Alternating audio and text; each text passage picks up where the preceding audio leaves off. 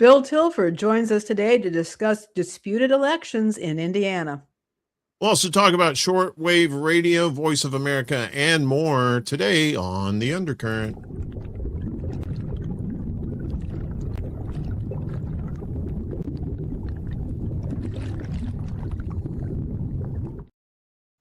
Greetings. Hello. Good to see you, Uncle Warren. Good to see you too. Already got a question off the bat from Chuck. What's up, Chuck? Got a CBC voter in the house too. Will any of the election stuff fix their absolutely slow and awful response to the power outages from the storms? Yeah, Gary, Indiana had been out of power for about a week over there now. I've been hearing about this. I got to tell you, and I don't know, I think things are doing okay up in Chicago. We've been having this horrible heat wave down here, and it's dry. I mean, I took a picture. I'll put it up on Facebook or Instagram later on.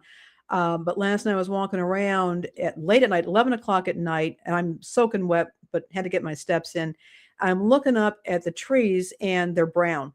And I'm looking, there's brown leaves all over the ground. It looks like October. Yeah.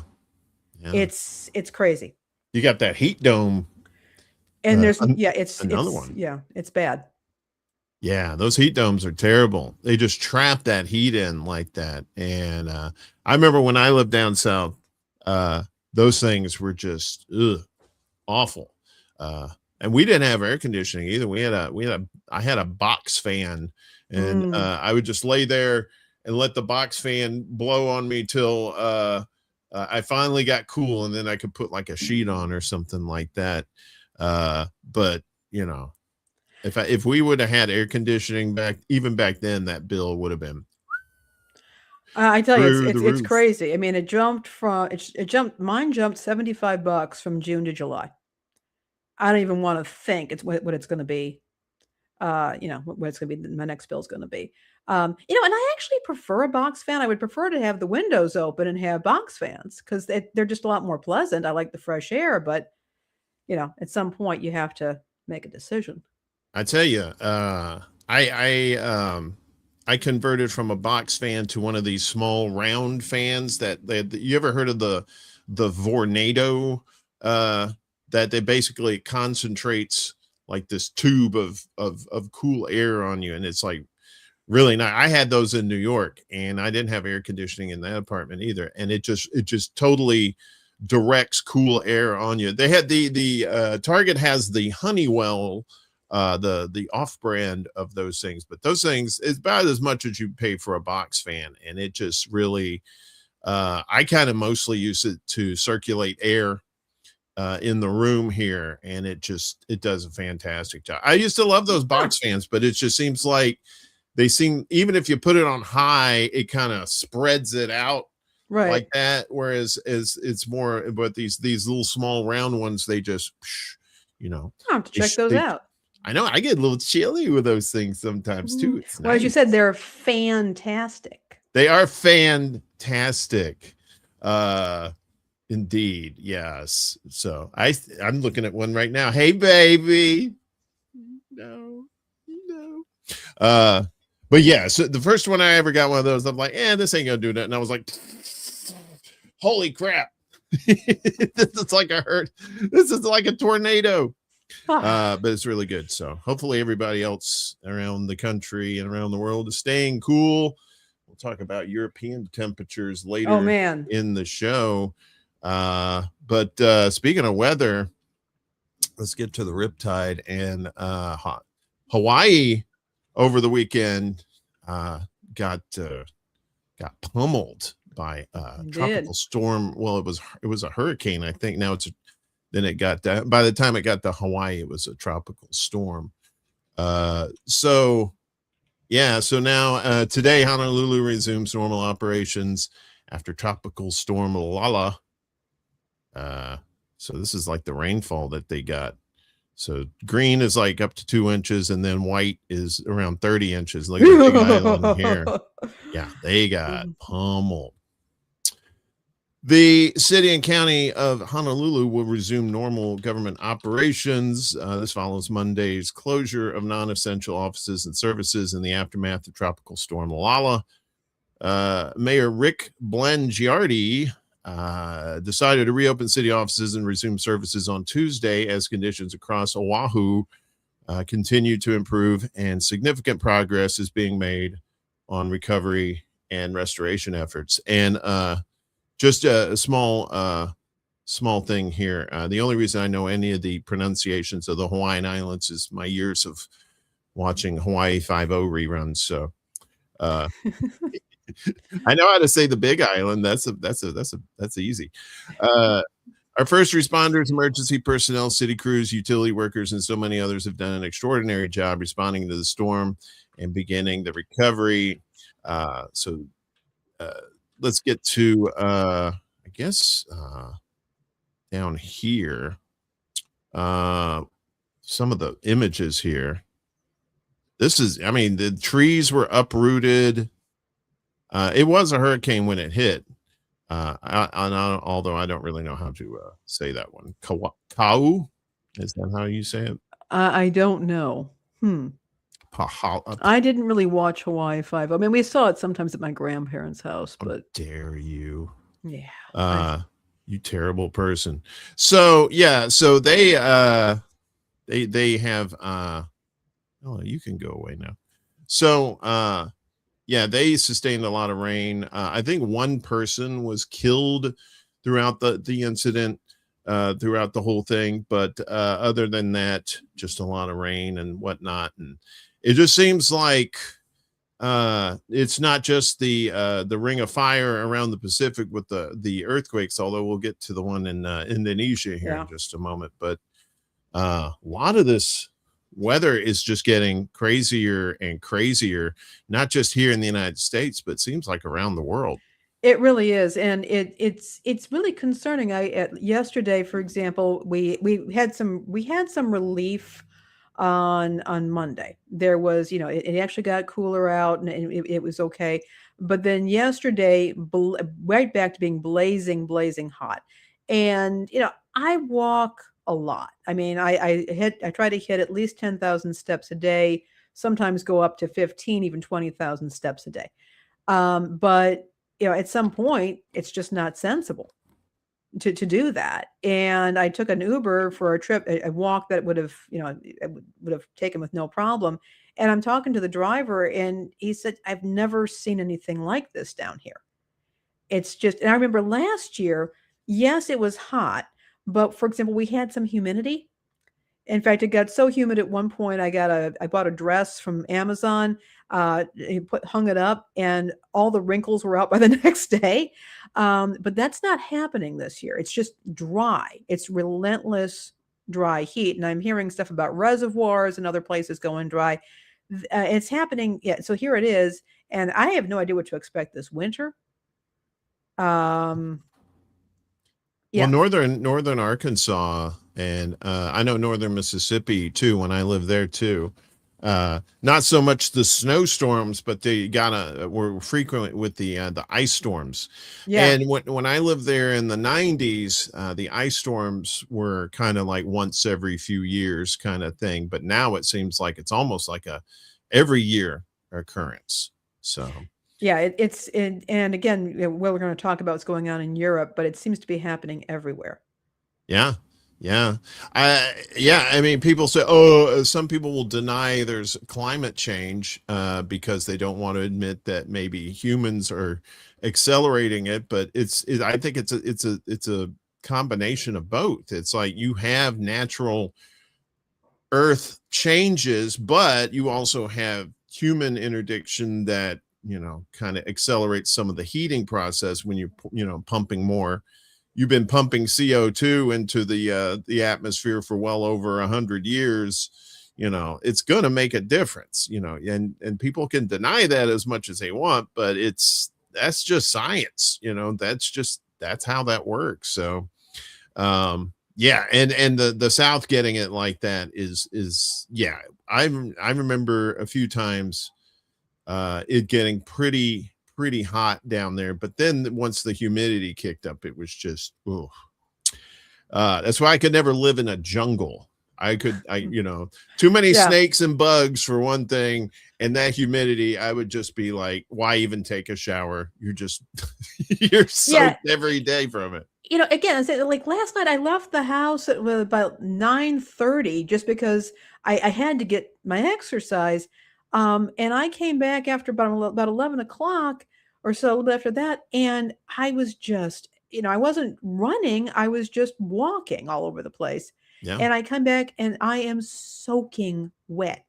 Yeah. It was just, and it's relatively dry out there. It's so hot during the day. It's getting, we're getting 100-degree temperatures with, the feels like 107, something like that. It's absolutely brutal. Yeah.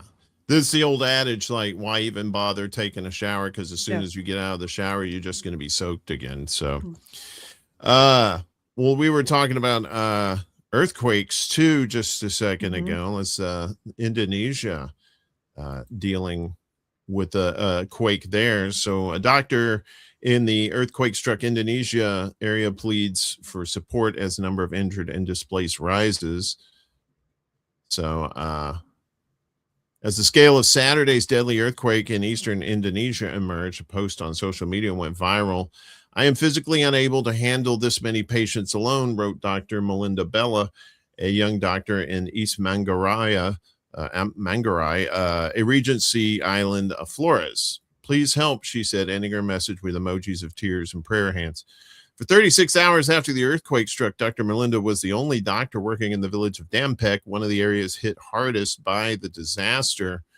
The powerful magnitude 7.7 quake struck north of Flores on Saturday, inflicting enormous damage across Indonesia's East Nusa Tenggara province. At least 70 people have been killed and nearly 1,200 injured. Dampek is in East Manggarai, where Dr. Melinda worked around the clock to help the many injured. When the ABC sought out the young doctor, she was busily working in a makeshift hospital, which had been set up after the main health facility was damaged in the earthquake. A dozen people were lined up on stretchers with IV bags tethered from a tarpaulin roof. Dr. Melinda was working with nurses to check vital signs and treat injuries while more patients were rolling in. She said for the first 36 hours after the earthquake, she did not receive any support. With no sleep and little to eat or drink, she treated the scores of injured people in her community. So many patients come in at once. I had to handle it alone. So her story has highlighted the painstaking recovery efforts underway in Indonesia, where many remote villages have become difficult to access because of damaged roads and landslides. More than 40,000 people have been displaced from their homes, and nearly 12,000 houses have been damaged. That's according to Indonesia's disaster management agency. Many homes, including near the makeshift clinic, lie in ruins, reduced to piles of rubble. Families have set up temporary shelters and are sleeping under tarps, largely exposed to the harsh Indonesian heat. Yeah, talk about heat and humidity there too. Even if their homes mostly survived the initial quake, many have been sleeping outside, fearful of aftershocks that could bring rubble down on top of them. As of Monday night, many residents in the island's Manggarai Regency, one of the areas most affected by the earthquake, were still living in those shelters. And Indonesia is not, they, of course, what was it, 2010? The big earthquake that caused all those tsunamis. Oh, yeah. In that area, which actually made the world think about how we treat tsunamis and early warning systems for those things. Because before then, there really wasn't much of an early warning system for tsunamis. Or was it 2005? I'm always confusing that one with the one in Japan. I think the one in Japan that was 2010 or 2011, I think, something like that. But yeah, that's the thing. I don't think there were any tsunamis affecting people in this. At least I didn't see any in the reporting. But, like we say, it seems like it's the earthquake of the week. Yeah. Every time we report on these things. And wildfires have become like mass shootings in this country. It used to be if there was a wildfire, you'd hear about it. It used to be if there was a mass shooting, you'd hear about it. Now, yeah, Yeah, it's an every year thing too, especially Yeah. out in California, in Canada too. They've been dealing with that every year as well. So these these things are getting more and more on the regular. Yeah, and you, as you say, that there's so many now that people just stop reporting them so much, but you know they're still there. And I mean, I'm pretty sure the people in those areas want to know about those things, but you think you talk about the ring of fire around the Pacific there, and we always say that California and the whole West Coast is on that thing too. Mm-hmm. And if the quote unquote big one ever hits there, you know, it could be like that movie 2012 where just California just kind of goes, well, we'll see you later. Yep. We're gonna do Bye our own bye. thing. Yeah, we'll be out here, or California Island out here. You know, I'm hearing like the theme from Gilligan's Island yeah. in the What was back there. it? Escape from L.A. was basically he was in L.A., but it was on its own island. An earthquake had I don't know. Not as good as the original. It's Escape from New York, but That was a good film. yeah. Yeah. I'm the Duke of New York. Oh wait, he said no. Who's it? Donald Pleasance? He's up against the wall and he says, "You're the Duke of New York, number one." Speaking of California, Meta in court once again, doing their best Trump impression of being in court all the time. States take Meta to trial in California in the biggest fight yet over social media harms to children. So of the thousands of lawsuits Meta faces, you know, when your company faces thousands of lawsuits, you're screwing up something big time. So the thousands of lawsuits Meta faces over child safety on its platforms, none may be more consequential than the one going to trial this week in California. States are seeking extensive financial damages that could, in theory, total as much as 1.4 trillion TRILLION dollars, plus changes to how the company operates Facebook and Instagram. The lawsuit accuses the social media giant of contributing to the youth mental health crisis by knowingly and deliberately designing features that get children addicted to its platforms. It also claims that Meta routinely collects data on children under 13 without their parents' consent, in violation of federal law. Meta has harnessed powerful and unprecedented technologies to entice, engage, and ultimately ensnare youth and teens.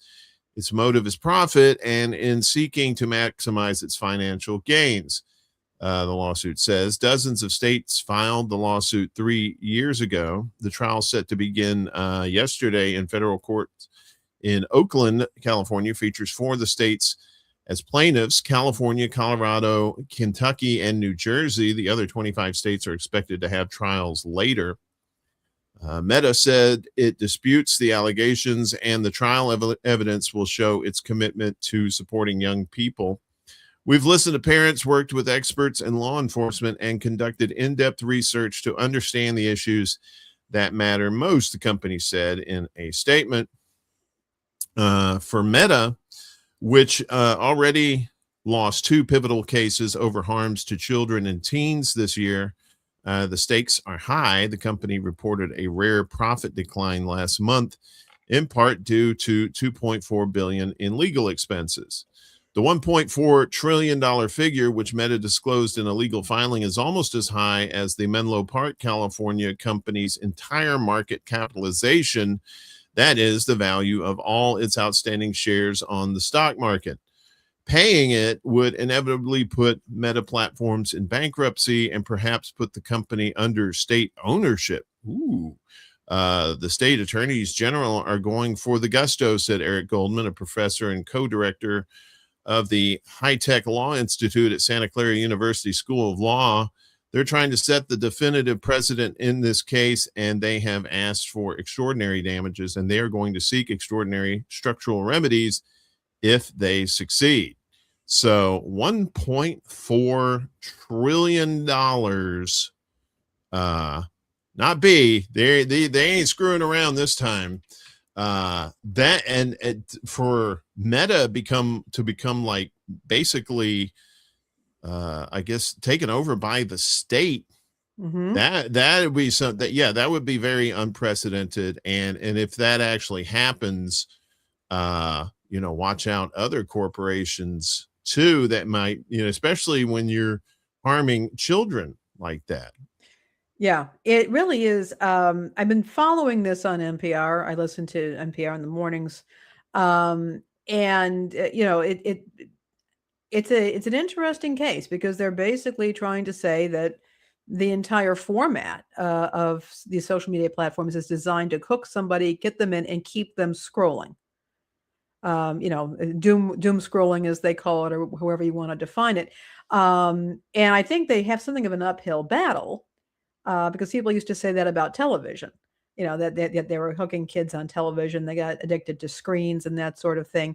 That never really went anywhere. I mean, there's a lot of restrictions on children's television, but now, of course, TV, old-fashioned TV is passé. So I don't know that they're going to be able to make this case. I think that their concerns are real. I think I would probably be suggesting that the data collection is a more serious and more easier to prove. My guess is than proving that these companies are deliberately addicting children to social media platforms. And I think that the response, the defense would be, well, isn't that the parents' job? Why are parents giving children access to these devices? Why are they not supervising this? We have special accounts for this. But the data collection thing seems to me to be a more solid route to going after Meta. Yeah, I don't know about the 1.4 trillion. I think it's kind of like in negotiations, you shoot high and aim, hopefully, it's a big number. Get it into the middle. Yeah, and the number of states that are involved in this too. I mean, this is something that Meta just can't sweep under the rug. And say, well, say like, well, parents, it's like, well, now, and it's, I think the difference now between what happened with TV back then is like kids didn't carry a TV in their pocket everywhere they went. And, so there's so much easier instant access to this stuff. And, yes, the parents do have, a responsibility to make sure their kids aren't doing this stuff. But at the same time, that doesn't mean, that Meta can just do whatever to make these kids addicted to it. Right. So, but at a the lot same of time, blame to go around. Oh yeah. And I don't know what I think about the state taking over social media platforms. I don't find that terribly reassuring. Well, not California anyway. See but I who's mean, in charge there. But any state. I mean, the idea of a state social media platform gives me the willies, and not Mr. Willie Bragg. I'm not talking about him there, but it gives me the willies. The idea of the state now they're collecting the data. Now they're determining the algorithm and what you get shown. To see like these corporations in bed with governments anyway nowadays, it's almost like 6 of one, half a dozen of the other.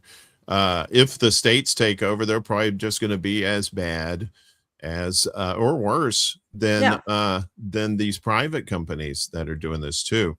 Fun fact, speaking of online stuff, this is kind of an aside. I didn't mention this. So, I've been putting our clips on a lot of platforms. Yeah, you have. From this show and my other shows too. I had one particular clip where it wasn't an opinion or anything like that. It was an actual news story talking about Israel and how they had over 370 Palestinian children in jail. Right. So I posted that this morning, and on TikTok, TikTok took that video down, said it went against community standards. And I'm like, how does this go against community standards? Right. So when you talk about these companies and they're sometimes, yes, they don't do enough, and sometimes they go overboard when it comes to trying to protect, because it had nothing to do with harming children. Like from my standpoint, it Right. was it was basically a news story that told facts that other outlets had been doing, and to see TikTok take that down, especially in recent months when they changed hands, and things seemed to be a little more sensitive towards a particular country in the Middle East. It seems like the community standard is let's not tell the truth about this kind of stuff. Just post puppy and kitten videos and shut the hell up, that kind of thing. So, but so far hadn't been taken down on any of the other ones. So I'm loving the clips, by the way, and Uncle Warren also tags me in our other socials on there, and that's great because what I can do is, of course, they go up on my social and on the Undercurrent. I've also, if you want to follow those socials, I just put in the links our link tree where you can follow us there. The cool thing also is that I can take those clips, Uncle Warren, very easily. And on Instagram, when you upload to stories, you can actually link to an outside link. So I link them directly to our YouTube show from the clips, so people can, they see it in their stories, they can click on that and they can find our show on YouTube. So just as an aside, I appreciate that, but I think it's great content. And if you don't always have time to watch the whole show, you can tune in and check that out. In fact, I was watching Marcus's show, our friend Marcus Cage, Political Matrix, and Kate was in the chat, and she was saying that she had just been watching our clip about the demise of Sears. Oh yeah, there's a lot of people on Facebook were watching that too. Yeah, so it's really kind of cool to see what's happening with the clips. Again, we don't always have time to watch a whole show, and I know that we tend to pack them in here, but it's a great way to catch up on stuff. And then if you want to see more, you can always go to the original video. Yeah, and that's what I started doing when I started uploading these clips. So we upload these vertical clips to YouTube and Rumble, and that's been on the regular anyway, or at least on YouTube. Then I started doing it on Rumble, on Facebook now, and also on TikTok and Instagram.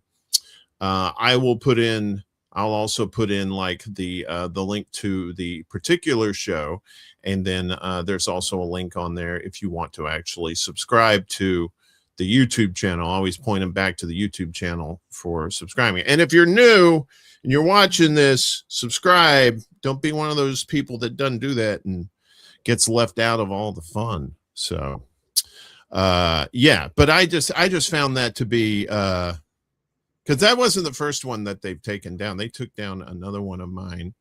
It had nothing to do with any kind of community standards. So I always say, word to the wise, when you're posting on TikTok, it's a new regime that's running it. So if you're going to put something that's a little spicy when it comes to the facts and stuff that certain people may not like, just be aware that they're banning that kind of stuff. So I'm not a particular fan of TikTok anyway. I don't really get on there that much, but it's a nice outlet to, for the normies to get our stuff, Yeah, no, actually, funnily enough, I actually like to buy stuff off of TikTok. I know it sounds crazy, but what it's really good for, if you're looking for new and different products, a lot of the creators, their affiliates and whatnot, and they do demos showing you how to use them, or they explain that you can also often get some really good deals.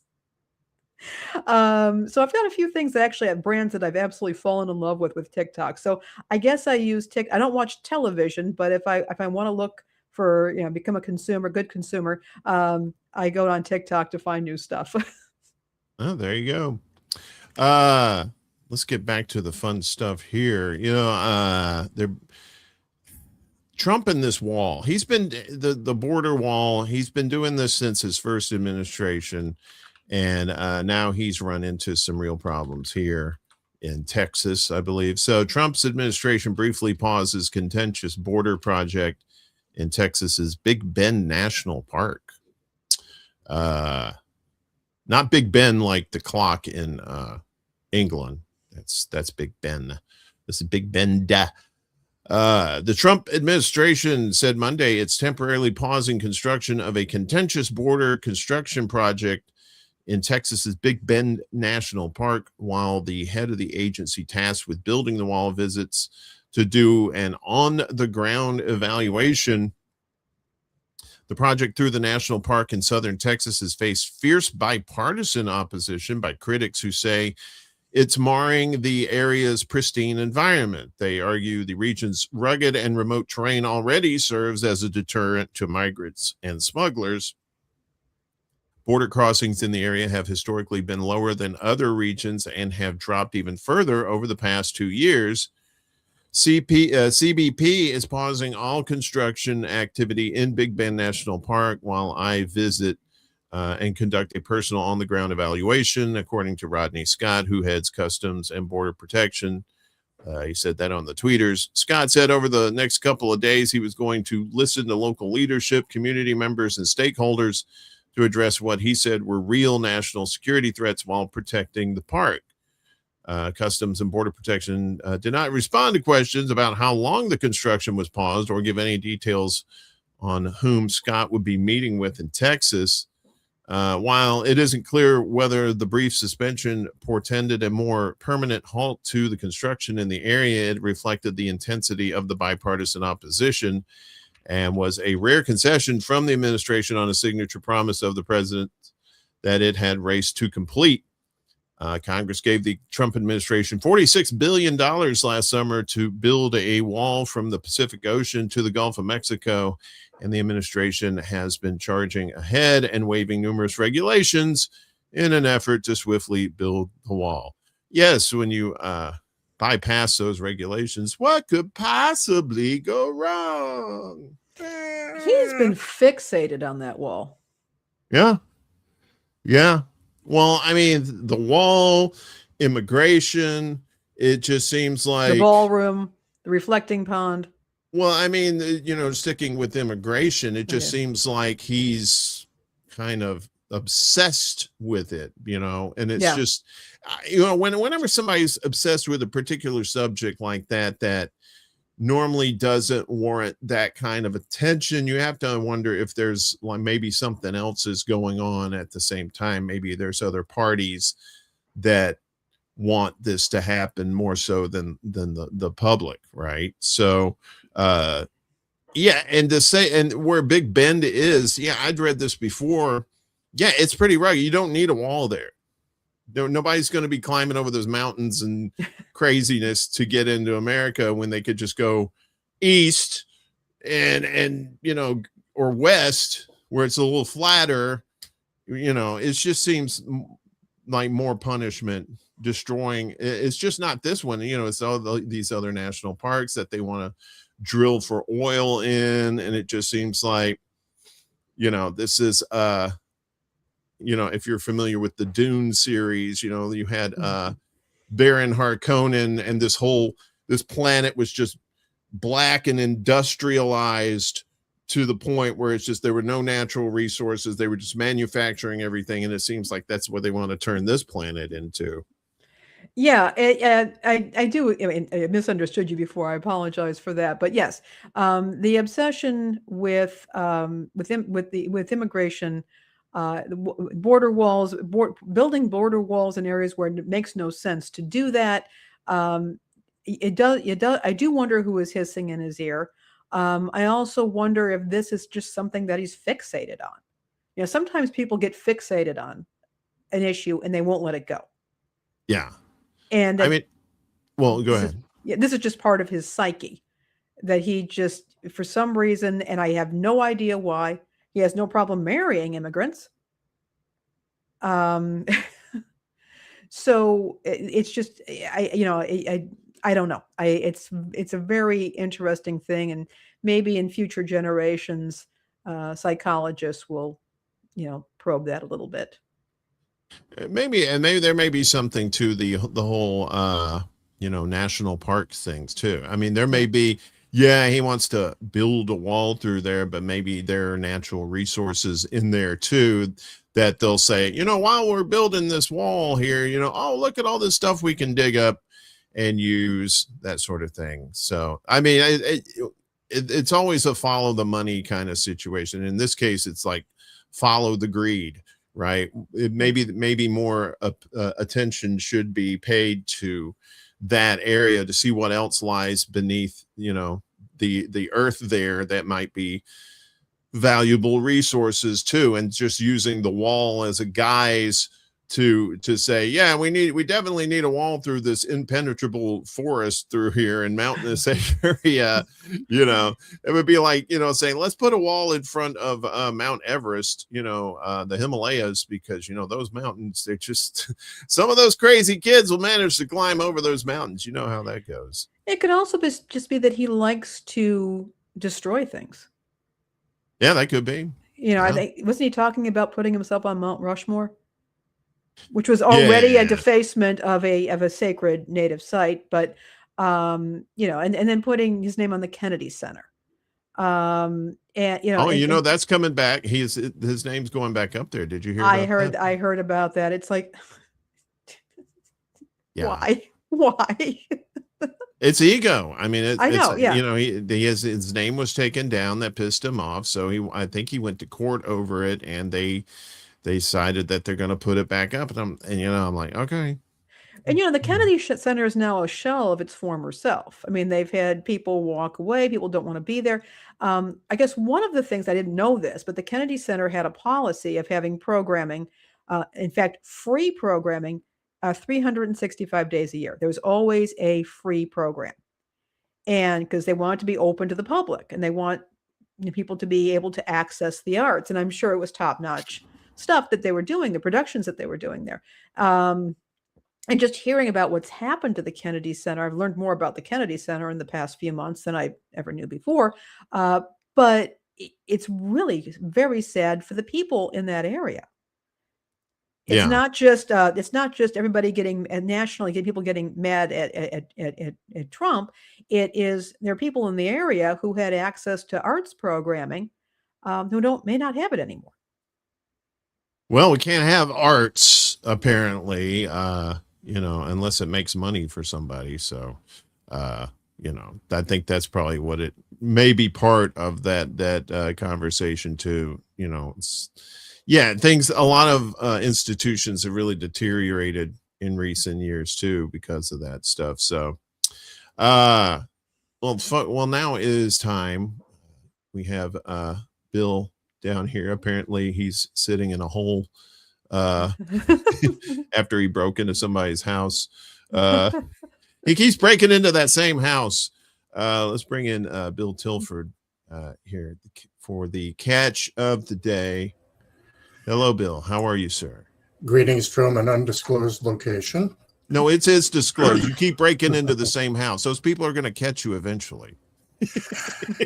Before we get to why you think I'm here, I'd like to share a couple things about some of your other segments.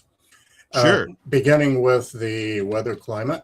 I happen to live in central Indiana, and yesterday I got a brand new roof, courtesy a really bad storm that brought down my neighbor's tree upon it about a month ago.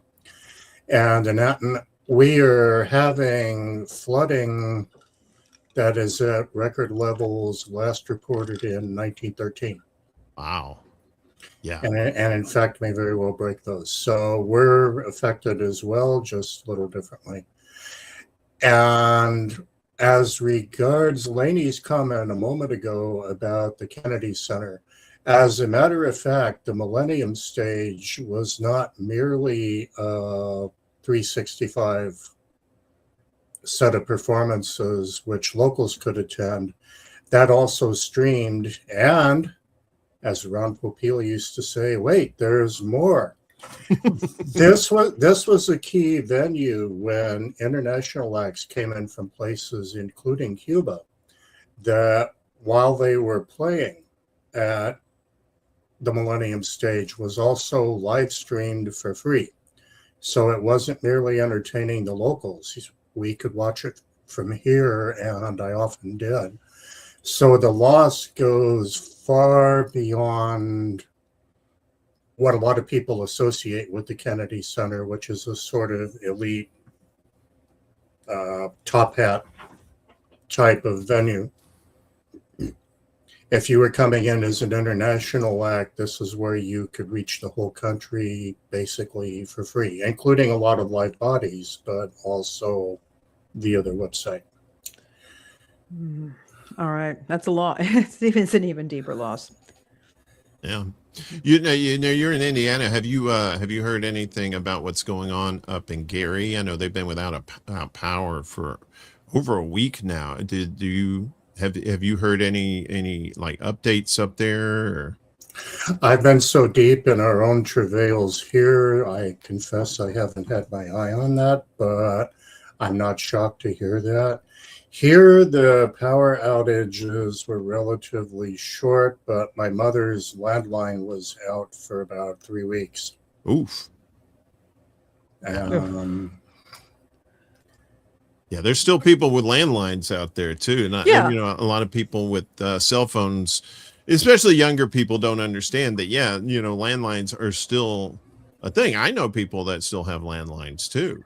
Well, my mother's in her 90s, and we tried a cell phone with her briefly. It was a fascinating yeah, she was like, no dice. Unsuccessful adventure. Yeah. A lot of folks like who are up in age like that are just like, you know what, the wall phone is fine. The phone, do. That's all I need. I don't need to see pictures of puppies and kittens. I just want to call somebody. Mm-hmm. Yeah, go ahead. So where would you like to go next? Well, let's start with this Indiana. Uncle Bill's been on a few times, and we've been talking about this disputed election in Indiana. What is it, 23rd district? It's the state senate? Yes, and to set the table for that just a little bit, I'd like to add a couple of fun factoids. Sure. It's an area that punches above its weight in political history. Brian Lamb, who founded C-SPAN, came out of Purdue, which is in that district. Okay. And on the flip side, the larger U.S. congressional district was back in the 70s home of Earl Landgrebe, who famously was not only Nixon's last holdout supporter, but told reporters not to confuse him with the facts. And at the moment, the incumbent, Spencer Deary, has a district that includes geography like Purdue, but also that part of rural Indiana that is still my country right or wrong, my president right or wrong. And Deary committed the horrible sin from MAGA's point of view of voting against redistricting. Okay. He was one of several Republican senators who did, and everyone was targeted by Neo-Caligula. Originally, Deary squeaked out a very narrow victory, about 6 votes. His opponent, Trump-backed Copenhagen, had her attorneys throw the kitchen sink at it. Most of the allegations were thrown out.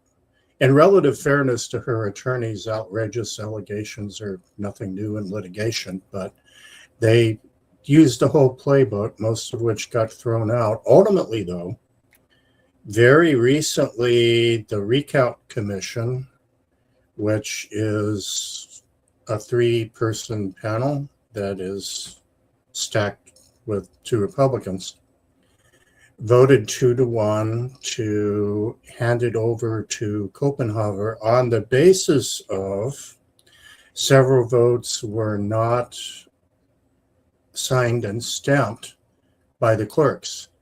And oddly enough, these are not absentee ballots. These were live ballots. People showed up with their ID. And The only problem was the signature and stamp was not on it. Now, here's where it gets interesting. Technically, Indiana code requires that those marks be on a ballot for them to be valid. However, the same Indiana code also says that ballots that have been properly cast by the voter cannot be invalidated by clerical error. I'm paraphrasing here, but this is the gist of it. Cannot be invalidated by clerical error unless there was evidence of fraud or tampering or other misdoings. So at the moment, Copenhagen is sitting with an equally razor-thin 6 votes, I believe, victory. And as I speak, what's happening right at the moment, and fans of drama are going to love this, technically, there's supposed to be, again, according to Indiana code, a final certification of the ballots on the 21st, which is coming up pretty quick, Friday. The Supreme Court accepted, and this is where the news is getting a little fuzzy. The Supreme Court accepted the Deary camp's motion to consider whether to take the case. And what it did, now that's not the same thing as scheduling it on their docket. The Copenhagen camp has until Friday to file their arguments regarding why the court shouldn't take it.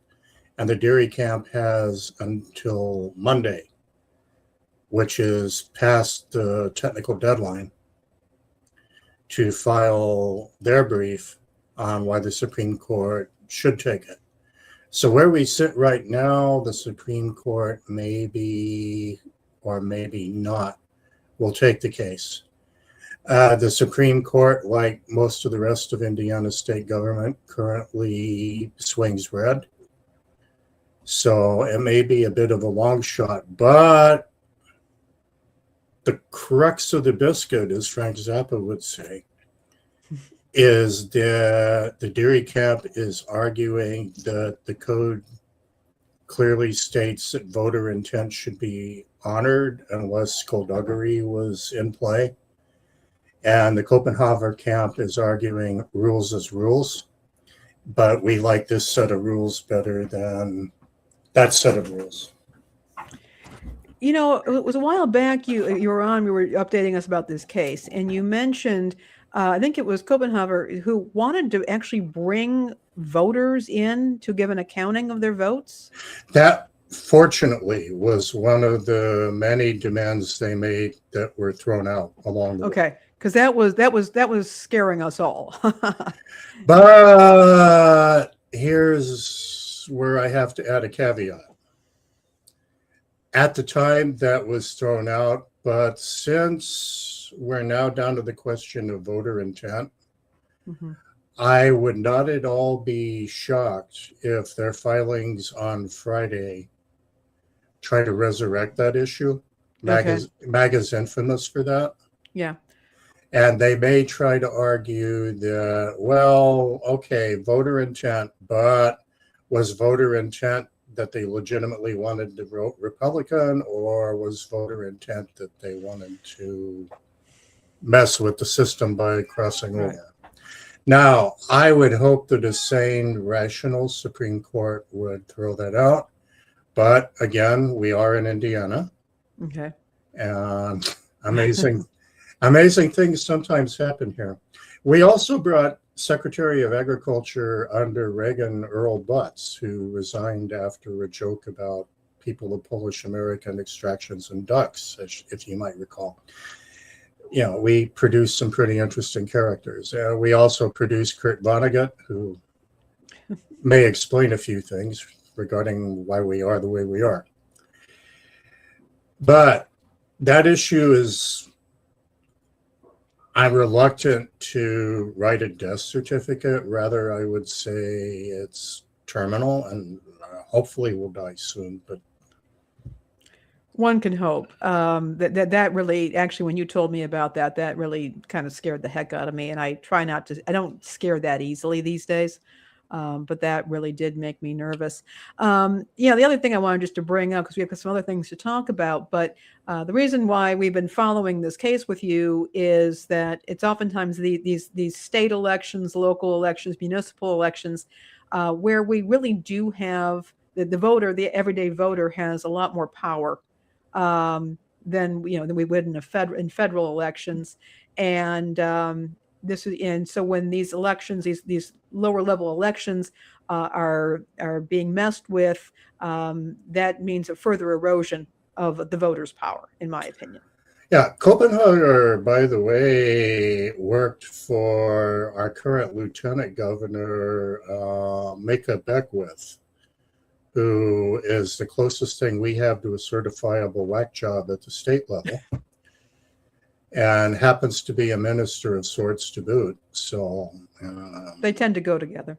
Yes. and I'm ordained myself, but yes. Well, no, some of my best friends are people of the cloth, but Yeah. he's in the Constitution was directly inspired by Jesus Christ camp. So Excellent. And well, no, not if you live here. Yeah. A little bit of sarcasm. Indiana is going to be an epicenter of the mail-in ballot problems. Okay, that's good to keep our eyes on. Yes, and it's an interesting coincidence that our postal delivery has become absolutely horrific. I don't want to go deep in the weeds on that. That might be good for a future episode. But there are addresses here where they get their mail almost weekly rather than daily. And it does happen in other areas, but I am not surprised to hear about that. And the demise of our postal system is a great thorn in our side.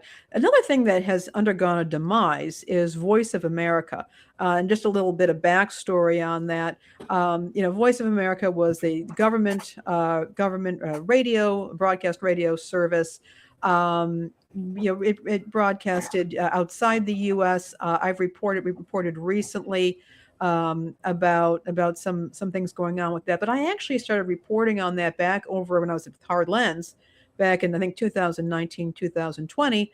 The Trump administration was kind of pushing at Voice of America's editorial independence at that point, was messing with it. And we began to see this erosion of the Voice of America broadcasts from, in English. And so in English, but also in other languages. And you shared this with me, what is going on with Voice of America. Two things that you shared. First of all, you also shared with me the Voice of America website, which has not been updated since 2025. The news stories on there are from 2025. You did mention that the editorials are still being published, but they are not. It's hard to find them. And now Voice of America it sounds like it's on shortwave. It's barely broadcasting at all. Yeah, it would take a half hour to give you the full play-by-play. So I'm going to give you the highlight reel instead. But here too, I need to set the table. VOA is part of a larger U.S. broadcasting ecosystem that was sort of a good cop, bad cop combination. VOA was the good cop. It was supposed to be America's best objective face. And then the bad cop, in quotes, was broadcasters like Radio Free Europe, Radio Marti, Radio Farda, Radio Sawa, Radio Free Asia, things that were more or less overtly designed to help destabilize unfriendly governments by, quote, enlightening their populations, unquote. VOA was supposed to be the good cop. And it has always been a political football regarding who should control it, what should be in it. It has had moments of error before, including some years back, a disastrous rolling news experiment that could best be described as people not ready for prime time on stations like WBBM maybe ended up here. Fortunately, it returned to sanity to a degree. But before the Trump administration stepped in, it was already taking a lot of content from AFP, which is France's news agency in English, and Reuters. So there was already a lot of non-American content going out over VOA. And that raised concerns even among some of us who were otherwise friendly. There's something to be said for buying American there. So Trump 2 comes along, and Carrie Lake was sent in, I don't really think to dismantle it. I think in her heart, she was truly believing that she could find a way to convert it into something like Voice of Trump. But she had the mandate to cut it to its statutory minimum, and they blew up as much as they possibly could. Ironically, some of the survivors were the other broadcasters like Radio Marti, which is something I could spend a half hour talking about its scandals. But it placates the Cuban American donor community in places like South Florida. So it's a sort of sacred cow for politicians. The employees were not laid off in the sense that they were sent into the world of unemployment. They were put on indefinite leave, kind of a legal maneuver. Yeah. Your Freudian slip is showing there. Yes, it is. And I didn't intend to say that, but in retrospect, if I had a do-over, yes, I would have. They were getting paid to do nothing. Okay. And they filed a suit to get their jobs back. The courts technically honored that, but the problem is, while this was happening, the original office space that they might have gone into was repurposed, decommissioned. Oh.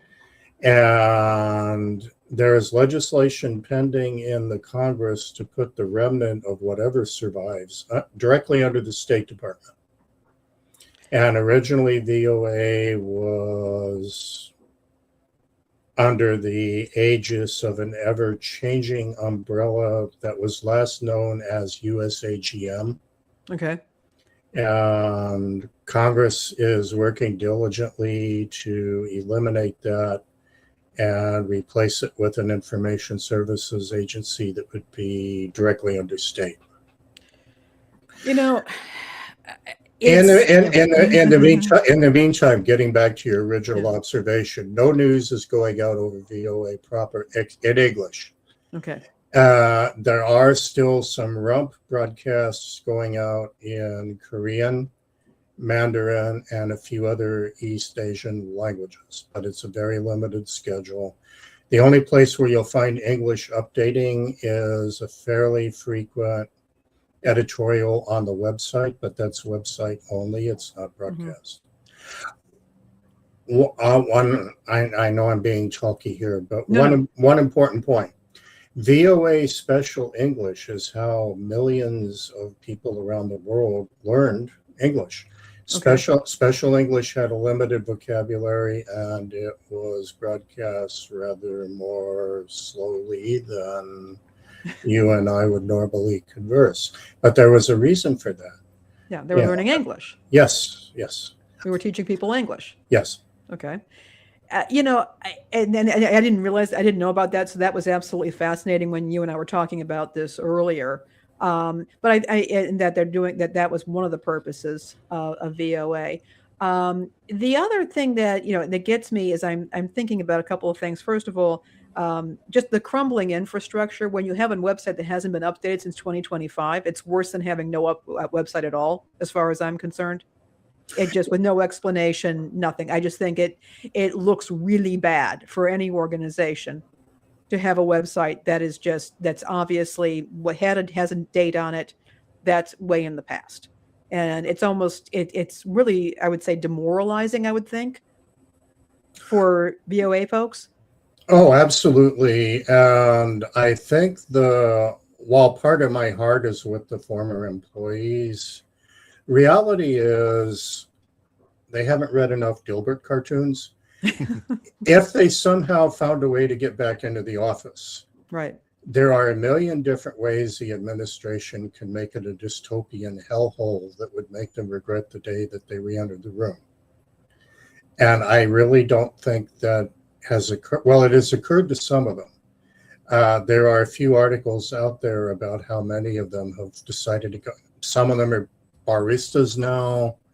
Some of them are finding other radio or television outlets. Some of them are getting the memo.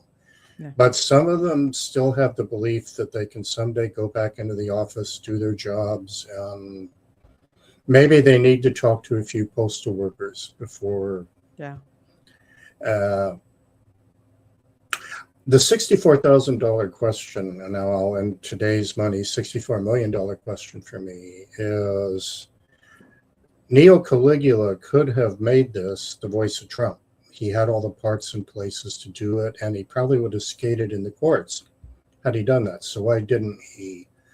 And my best theory, looking at the communications of the executive branch generally, is that anything that is competition to Truth Social is, I know this is doing a little psychoanalysis here, but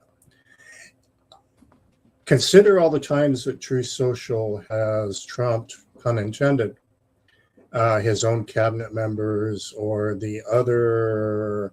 When's the last time you watched a Pentagon briefing or for anything other than entertainment?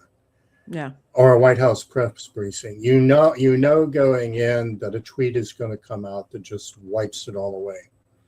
So I believe, and it's worth noting here that Truth Social is a commercial entity owned by Mr. Trump et al. So I believe in my heart that's why we haven't seen a MAGA version of these broadcasting entities. Trump really does wish that would just all go away and everybody would subscribe to Truth Social instead. You know, and he's also charging money now at like $100,000 a month for banking institutions and that sort of thing, or financial firms and whatnot, to get early access to his posts. Yes. And that's going on. So actually your theory, in my view, makes a lot of sense. I did also want to mention, we've talked a little bit about this on the show in the past, and I want to share this again, that, you know, when we talk about the loss of Voice of America, that sort of thing, to remind folks that in the U.S., when, you know, where we're living a relatively luxurious existence, not as much as in the past, but that access to media outlets is very commonplace. In a lot of other areas around the world, when a media outlet goes, they may be losing one of their very few bits of access to the outside world. I remember the BBC News Service, World Service, discontinued its, I believe it was its Middle Eastern branch or its Arab branch. I forget what they called it, but people who were in areas where there was civil war were saying, look, during our civil wars, those BBC radio broadcasts were our one link to the outside world. The local, the local stations were not operating, or they were under government control. It was their one bit of access to this. So when these broadcasts, over-the-air broadcasts, go away from other countries, that deeply impacts people around the world. I also just wanted to share, and here we go. It's our day today's. Today's our I'm putting it in the comments. Today's new Substack newsletter show notes. We've got a list that you've provided us of some great stations around the world that do broadcast in English. You do not need a shortwave radio or even to hear them. They stream online, so you can hear them, and you can hear different perspectives from different countries. Now, do these countries have an agenda? Of course, they have their agendas, and so do we.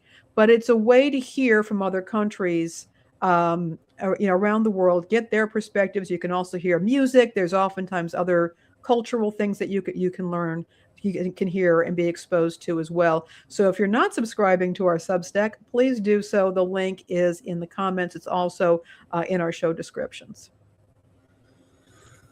Yes, and as an editorial comment, I sincerely believe, having been a child of shortwave in the 60s and 70s, the fact that the world was communicating with each other via that medium, that's not what unilaterally stopped us from blowing ourselves up. But I do think it played a significant role because we understood, if we were listening, that there were human beings in these other countries. They had cultures. They were not specifically out to get us. And the relative absence of that dialogue in 21st century media makes it easier to demonize people in other countries. Mhm. Yeah. That list you shared has China, Vietnam. Russia made a move I would consider counterintuitive. They went to the world of cell phones, which I think is a mistake they're regretting now.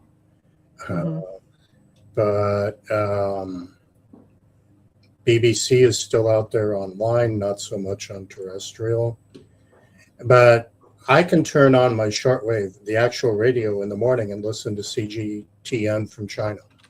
And whatever you think of the People's Republic of China, it's big, it's advanced, you need to hear, and it's not a we will bury you type of station. Yeah. There are some things on the regular news that are a little ominous, but we're making so many foreign policy blunders around the world that they don't need to make stuff up. They can just report the news, and it's kind of sobering. Yeah, and I want to just respond here. Absolutely, and you know, the Voice of America certainly is an arm of American state media, and when I call it propaganda, that I'm not going to argue with you. And we recently reported on the Smith Modernization Act. One concern that I think we do have, and that I have continued to maintain, is whether we should continue to have easy access to anything that we're publishing abroad. People should not have to hunt it down, in my opinion. We should be able to see it. And yes, I'm very concerned about people being propagandized in our own country. I'm also concerned about it overseas as well. But I also think that there needs to be an openness to media so that people can examine it and scrutinize it on both, you know, for whether you're a human being, just a regular citizen, or whether you're a journalist. People need to be able to do that with that full understanding that this is state media with its agenda. And that's also true of private media. Private media also has its agendas as well. I favor openness and transparency. But I also want to point out that Voice of America did do things that were not strictly propaganda. Again, you could have some, you had the language learning opportunities. There's culture. There's other aspects as well that people can make connections with each other about. So, thank you very much for that comment. And it's always, I always like to say, you know, be skeptical of your information wherever you get it from, especially these days, because you never know if there may be an underlying agenda. There may be a billionaire in the background that you don't know of. Skeptical doesn't mean paranoid. It just means, don't take things in whole cloth when, you have your critical thinking skills as well. And as always with journalism, always, reference more than just one source, particularly with very important issues. So those of us who grew up with the medium in the 60s and 70s, like my diet included Moscow and Beijing and Hanoi and Havana, but also London and Bonn, which is where Deutsche Welle was broadcasting out of back then. I did not turn into a raving communist revolutionary, but I was listening critically. If you listen to a dozen different perspectives, all of them critically, the truth is in there somewhere. But if you take any one as the voice of absolute truth, then you probably shouldn't be listening to anything at all, frankly. Yeah. One thing I wanted to add regarding the propaganda point, I heard an interesting comment from Charles Galloway of the UK the other day. And I'm not sure I totally agree, but I think he might be onto something. The US and Western European countries ban Russian television right now. You can't do a Russian station on medium wave. China doesn't have that. If you want, you can turn on a lot of urban cable systems and watch CGTN as well. And that begs the question, how did Russia get banned and China not? And his argument was that China has a soft power deficit. Russia got banned because it was actually reaching people, quote unquote, and China was sort of being disregarded. I'm not sure I accept that 100%, but I'm still wrestling with the question of, why did that happen? Hey, Bill, did you were you talking about George Galloway? George Galloway, I'm sorry, I misspoke. Okay, we have one of our UK viewers. You know, she'll beat us if we're not correct on stuff. Yeah, and not in a good way. Yeah. Thank you for the correction. No, thank you. I was wondering about that myself, but I didn't want to say anything because, again, there are people. No. Different, same last names, and RT. I really liked RT America when we had it here, before they had to take off.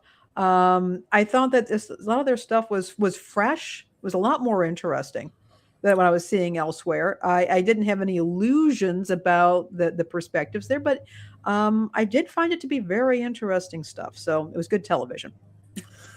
I think most of what has happened, and again, I'm saying this from the perspective of decades of listening, most of what's happened in recent years is that the more savvy countries have figured out you don't need to tell lies, just carefully curate which stories you choose to present.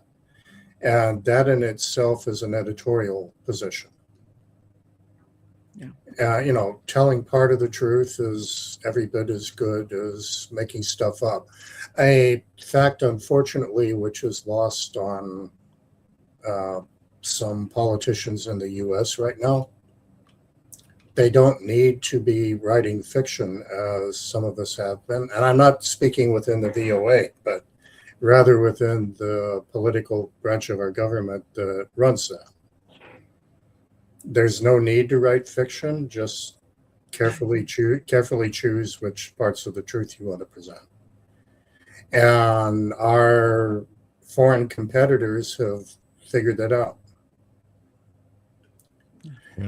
But again, that's why you can't, or rather why you shouldn't listen to just one country. You should listen to several. Absolutely. Well, let's talk about shortwave radio for a second here, particularly this website here, the North American Shortwave Association.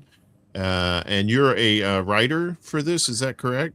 Yes, I do a monthly column called Shortwave Program Spotlight. And what I do is binge listen to some selected stations during the month. And then rather than just publish schedules, I actually comment on the different programs that are available. In fact, I happen to be binge listening CGTN this month. It's not something you can subscribe to directly. It's a membership journal, but membership is pretty cheap by membership standards. And you don't have to have any special qualifications to join. Mm-hmm. And there's a lot of stuff besides me in that journal, including one of my colleagues, Dan Robinson, that you see there, is a former VOA employee for many, many years. He's a conservative, and he has actually become one of VOA's most vociferous critics. But while I don't agree with 100% of his views on everything, he's probably unearthed a lot of information about VOA. Well, let me put it this way. I'm in favor of a VOA 2.0 myself. I don't think the status quo ante is necessarily good for anyone's health. My vision of what that looks like might be a little bit different than his, but he has shined a light on some problems that caused me to look at things in a different way than I might have. So even if you're not an active shortwave user, there's some interesting stuff in there. All right. Thank you so much. And yeah, there is some great content, including your own shows, which I've linked to in the show notes, that are on shortwave. Your music shows are fantastic. And again, if you don't want to bother with a shortwave receiver, many of these stations, I think they do stream. So you do check out the stations. Yeah, if I can be excused for a gratuitous plug, but my excuse is that it's a true example of globalism. Friday's guest on Uncle Bill's Melting Pot is a fellow named Ian Brennan, and he's sort of a global equivalent of what Alan Lomax did a century ago, except he's going from country to country. So he's helping me present music from Oman, which is right now in the news, yes. And it gets better. Oman has a centuries-old bagpipe tradition that predates the British going there. So it's Oman bagpipers. Oh, wow. Okay. But also Djibouti, Botswana, Rwanda, Burundi we're doing, and the Ta people in Tanzania. And the Ta include a lot of cliques. And it's a dying right. language. Anyway, we're going to a lot of different places you wouldn't go to on NPR even. All right. All right, Bill. It's one Sounds good. It's one of the most fascinating guys I've ever met. Sounds like it. Yeah. Omani bagpipes. I was today years old when I learned about those. I always thought it was just like the Scots had invented those, but you know. Oh no, that's been all over the world for even before we knew what Scots were. There's an actual album that he released, Omani Bagpipe Singers. Oh wow! And you won't be dancing a jig to it, but it's fascinating listening. No, seriously, I'm excited. I don't know. I get enough adult beverages in me. You know, it doesn't really take much to get the old feet going. So, you know, you give me now. I have to go search out Omani bagpipes. You know, I discovered Mongolian folk rock several years ago, and I'm like, there's all kinds of music out there. Oh, have you listened to the Who? Yeah, I love the Who. Yeah. Not the WHO, folks. The HU. Yes, yes. And very, very good stuff. So highly recommend them as well. So, well, when LadiDee was working Radio Agila, we had a fellow from Finland who did a wonderful show, Finfolk, but he himself was a folk singer. Yeah, I'm sorry, a throat singer. A throat singer. Yeah. Yeah, I mean, there are even guys doing that in Finland. So. Those were the days, yes. Yeah, our buddy Yoninah in the chats here, Hillbilly Banjo.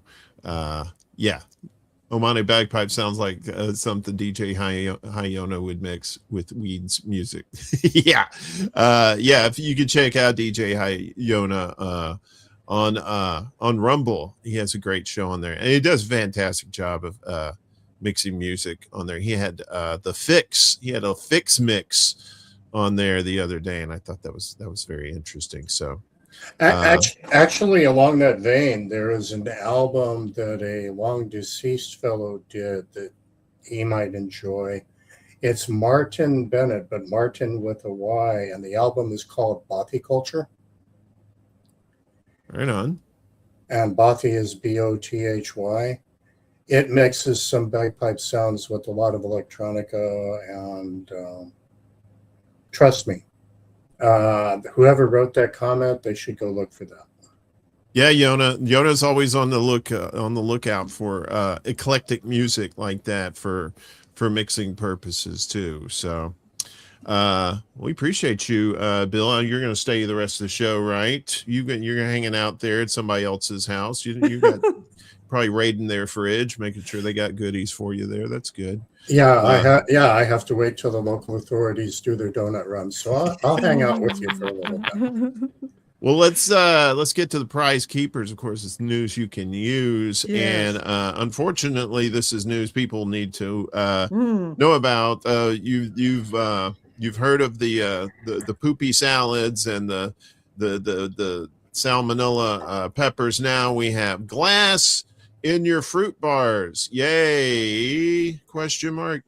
Outshine fruit bars recalled over possible glass contamination. There we are right there. That's their strawberry brand there.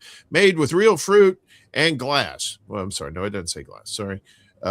So Dreyer's Grand Ice Cream Incorporated is voluntarily recalling a limited number of Outshine fruit bars due to possible foreign material contamination with glass.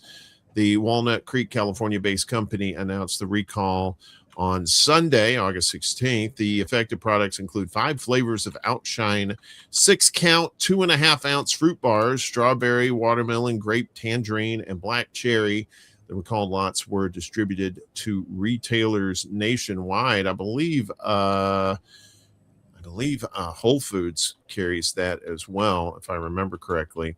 So only specific batch codes of the 5 flavors are subject to the recall. Consumers should check the bottom of their package for the batch code and UPC number to determine if their product is included. And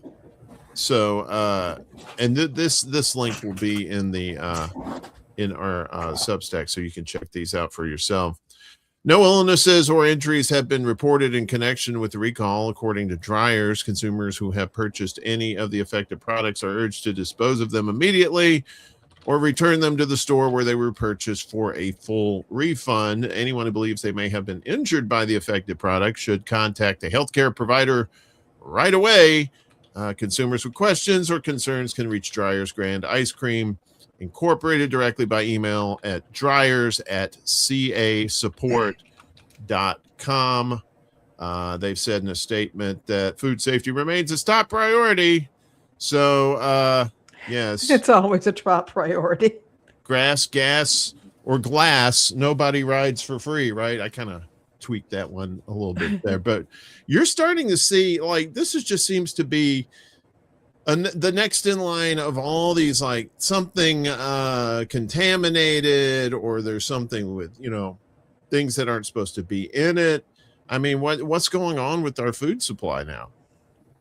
It is getting unnerving, and it's one of those situations where I can't tell whether we're just hearing about things more because we're just, we've got so many different outlets and the news is just, getting churned out that way. People are sharing it or whatnot, or whether we really do have a food supply problem.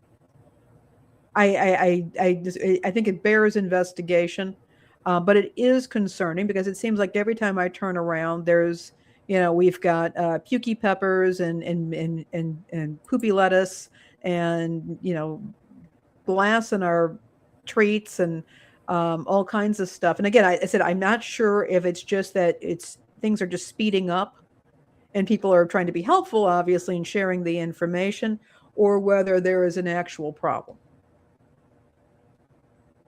I don't know, but it is disturbing. It just seems like cost cutting, cutting corners to make higher profits. I'm not saying that's in the case in this particular thing, but I mean, that's happened before where, you've had products that used to be, especially some of these long-standing products where back in the day they were great, and nowadays they seem to be smaller and less tasty, that sort of thing. And it just seems like part of that has to do with corporate greed. What do you think, Bill? I actually have a personal story to share in that regard. Remember black walnut ice cream? Yeah. I was practically addicted to that flavor. Go try to find it now. You won't. And I learned this in a long, strange trip after going to my normal gas station cooler to buy Prairie Farms brand, which is the local brand of that. Mhm. And they said they weren't selling that anymore. So I started looking around on the web. It's got to be some somewhere. And what I wandered into was a museum of mausoleum rather, of former black walnut ice cream brands. I started doing a little research because black walnuts per se are obviously not extinct. And it turns out that making that flavor properly is labor intensive, expensive. They haven't come up with a way to make mock black walnut. And the ROI just got to the point where, fast forward, there is a Prairie Farms outlet in my town. So I drove over there and I walked into their office and said, I just got to ask, because your black walnut ice cream was the bomb. Are you going to be making that again? And they said no. But seriously, when you get off of here, go Google black walnut ice cream. And if you find out anywhere, any brand, let me know. But I would bet money that you won't. And it's all about return on investment. Yeah. Yeah, indeed. Let's move on here with this story. As teens named AI sycophancy as mental health risk before any regulation did. So what's that mean? About 1 in 5 young people aged 13 to 22 already seek out AI chatbots for mental health advice. A qualitative study published Monday by Stanford researcher Caroline Figueroa found they know exactly what is wrong with the tools they are using. AI is designed to agree with them, and that agreement is making them worse.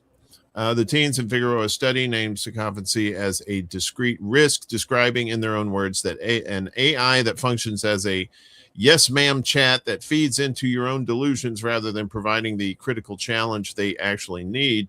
What they described is not a glitch. It is the predictable output of how large language models are trained, a structural flaw in the reward mechanism that no guardrail law passed so far has been designed to reach.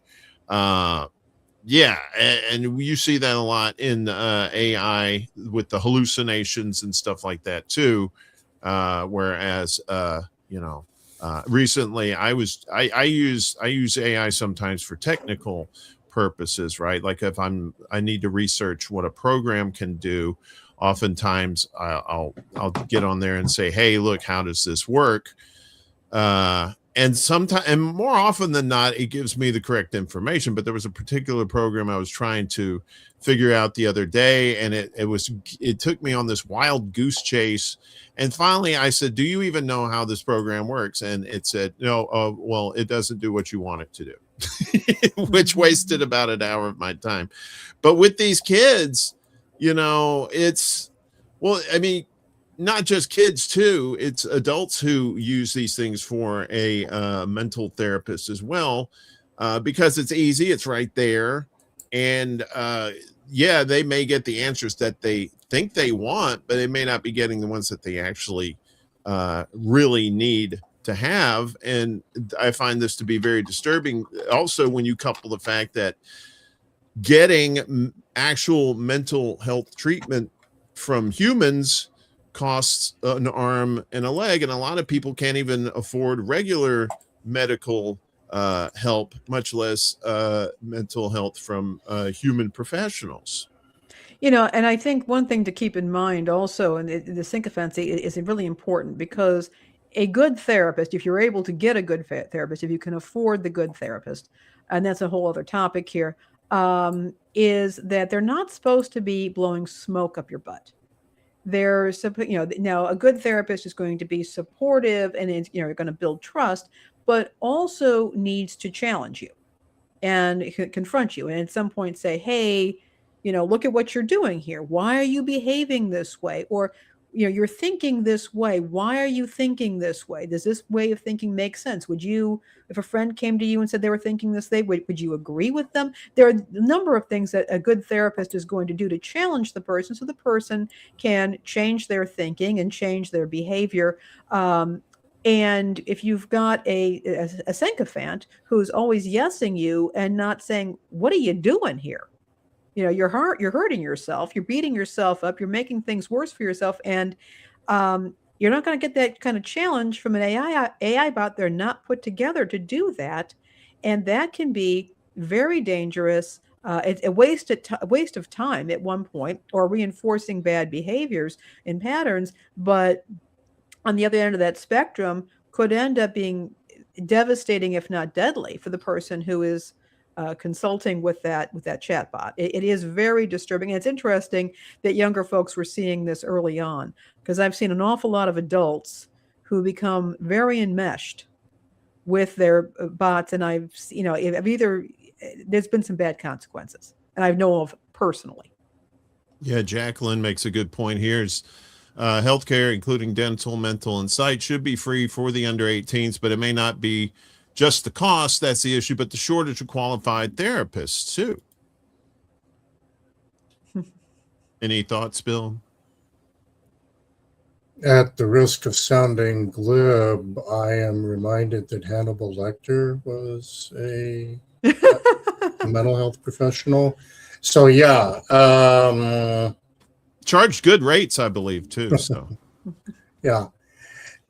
There are so many different schools of mental health thought that, while part of me is sympathetic to the idea that everybody should have access, that sort of implies that's getting covered at the taxpayer level.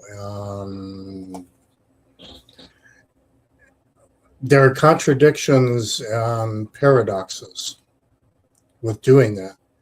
One of them is, do we pay for every school of thought out there? And if not, are we excluding one that should be included? Where I'm going with this is, I don't think there's a perfect answer. There are only less bad ones. What I do know is that outsourcing it to AI is not a good way to go. AI is itself, I would think of AI maybe as an electronic Hannibal Lecter, in the sense that it itself is missing some parts. Yeah. I tend to use it as kind of like an advanced search engine. I don't want to get knowledge so much per se from it, but I want it to be able to find the knowledge for me. And then I can check out those websites myself and say, okay, cool. Because those things do hallucinate enough. And a lot of them tend to be lazy like that, especially, and with kids on their phones, and some adults too, who are just like glued to those things. It's an easy way to get somebody that's not judgmental to talk to you about your problems. But at the same time, like Lainey said, if you're just hearing what you want to hear, you're not really getting any help. You're just in an echo chamber. Yeah, whenever I'm doing cooperative things with people and operating rule that I have is, thou shalt not bring AI into our collaborative space. Yeah. And of course, it's easier to stipulate that than enforce it, but it is a rule we have down there. In the case of your usage, Warren, you aren't expecting AI to show you empathy or analyze your deepest, innermost thoughts. Right. And once we get into mental health, we're looking for some combinations of those traits in those therapists, quote unquote. Yeah. Speaking of technology, this might be some good news here, as U.S. courts will start publishing how often the government uses spyware. I'm gonna spoiler alert it. It's all the time, all the time. So the FBI has been using hacking techniques and tools such as spyware since at least 1998, but to date there is no public data counting how often the feds were deploying them. That's about to change, at least for the use of spyware for tapping into someone's real-time communications. So starting 3 years from now, because that's how slow bureaucracy goes, U.S. judiciary will publicly disclose precisely how many times judges authorize the use of wiretaps to be carried out with hacking tools and spyware, which fall under the category of what the feds call network investigating techniques, or NITS. For almost 2 decades, the Administrative Office of the U.S. Courts, which coordinates operations across the judiciary, has issued annual wiretap reports. These reports detail how many wiretaps were authorized every year, breaking the numbers down by whether federal or state judges ordered them, in which states the wiretaps were conducted, and what type of crime was investigated, and other data. Wiretaps allow police to gain real-time access to people's calls, messages, and other communications. Given how invasive wiretaps can be to a person's privacy, law enforcement have to present a high bar of evidence that a crime is being committed before a judge will authorize the use of a live tap, or at least in theory. As such, wiretaps are generally issued in far fewer numbers than search warrants, but can still sweep up a large amount of people's communications. Years ago, for example, one wiretap allowed a massive surveillance operation that collected millions of text messages over the course of 3 months. The annual wiretap reports break down the type of wiretaps authorized during the year, from audio wiretaps that can collect real-time voice from phone calls, oral taps that can rely on using real-world microphones and other eavesdropping techniques, and the electronic tapping of text messages, emails, and other messages as they pass through a provider's network. The Administrative Office of the U.S. Courts told Democratic Senator Ron Wyden this week that it will begin tracking the new spyware hacking surveillance category starting in the 2028 wiretap report, which will be published the following year. So we know about wiretaps. We know about James Clapper testifying in front of Congress saying, "No, we don't collect people's data. We don't do anything." And oopsie sauce, as his nose grew and poked out the camera, turns out that they actually do that. So now they're going to tell you more specifically how they're invading your privacy, but not until 3 years from now. Yeah. It's comforting. Yeah, and a couple of things are left out of the conversation there. It sounds like they're going to disclose where the court said go ahead, which actually is the tip of the iceberg, as all three of us know, regarding how often it actually happens. Mm-hmm. And the court wouldn't know if the court didn't approve it, would it? That's true. Yeah. So we're actually going to be seeing a slice of a larger pie. And I have another question, which is the way that reads. I'm not an attorney, but my gut tells me that FISA probably, that nice little 4-letter acronym starting with F. My gut tells me that FISA may possibly not really be covered by that, honest. Yeah. Well, especially since the Patriot Act too. Where they really loosened up those regulations on who can get tapped and stuff like that. So it's, and that people have been arguing about that, like I said, for over 20 years, since the Patriot Act, and where it was just like, well, we're going after these terrorists, and we're not collecting and listening to your phone calls and stuff like that. And it turns out there were leaks from these agencies that said, yeah, we actually are listening to your calls, and sometimes making fun of them, that sort of thing. Kind of like along the same lines with these flock cameras where supposedly it's supposed to be for our safety. It says for safety, but they don't really say the safety of who. But then you see these, police chiefs, these police officers and stuff using flock cameras to track down ex-wives, ex-girlfriends, that sort of thing. So it just seems like, again, yeah, okay, it's great that you're telling us that you're when and where you're doing this, but at the same time, that still doesn't stop the invasion of privacy. That's like saying, hey, I'm going to break into your house tonight. Yeah, that's all well and good, but should you even be breaking into my house? No, hell no. Indeed. Flock, by the way, is a hot button local issue here, and in a episode to be named later, I'd be happy to come back and tell you what's happening in Hoosier city halls and courts, but not today. Well, let's float over to San Francisco, figuratively speaking, unless you know how to teleport. That would be pretty cool. Don't tell the government. We wouldn't need public transportation then, but yeah, don't tell the government. They might try and use that too. So documenting harassment on public transit. So harassment is a real yet overlooked issue for many regular riders of public transportation. While it can happen to any rider. You okay there, Bill? Uh-huh. All right. You sound like maybe the desk collapsed or something.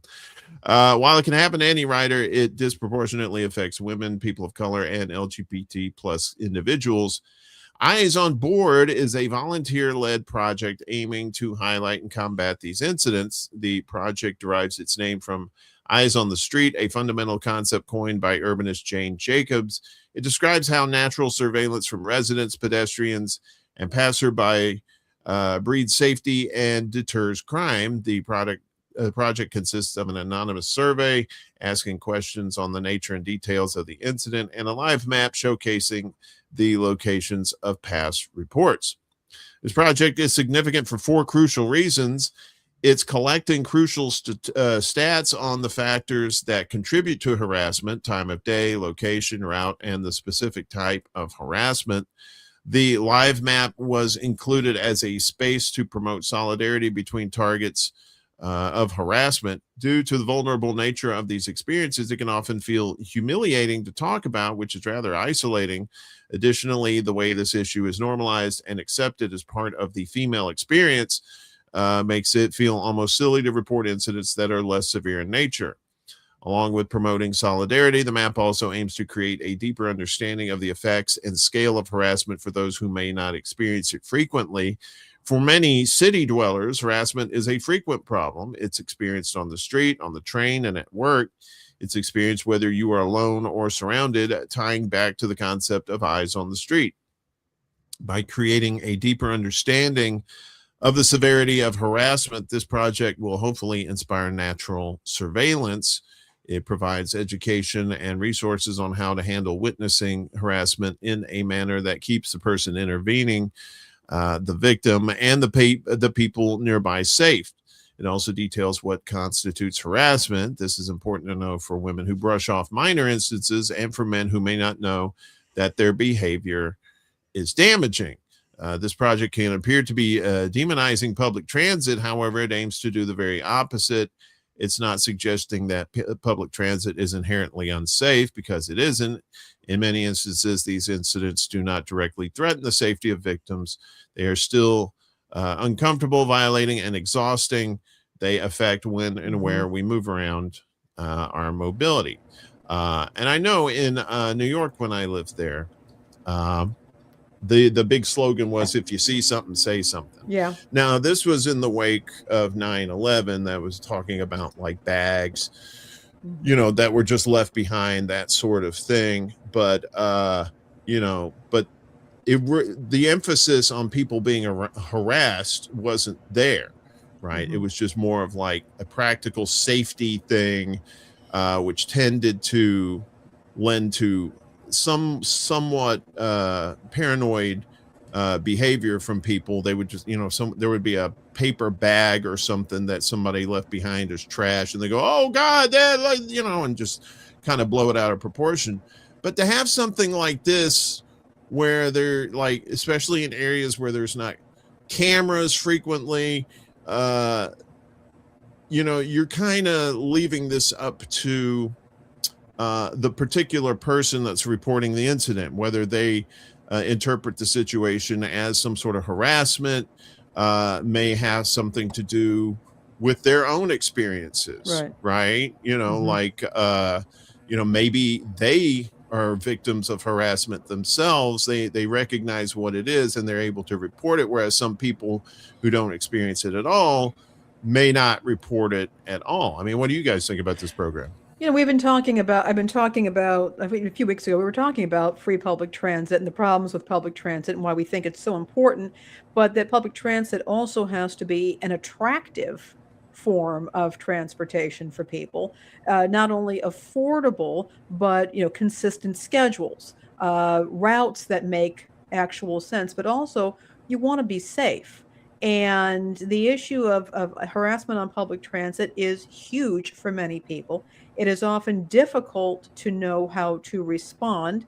People who have tried to intervene have sometimes been attacked. Some people don't intervene, or they may seem not to intervene. They're actually on their phone texting or trying to notify the transportation authority that something is happening. And again, they've pointed out that for a lot of women, it's something that they come to accept. Or people who are disabled or people who are small, it's something they come to accept and they don't even bother to report it. But it does inhibit the use of public transportation.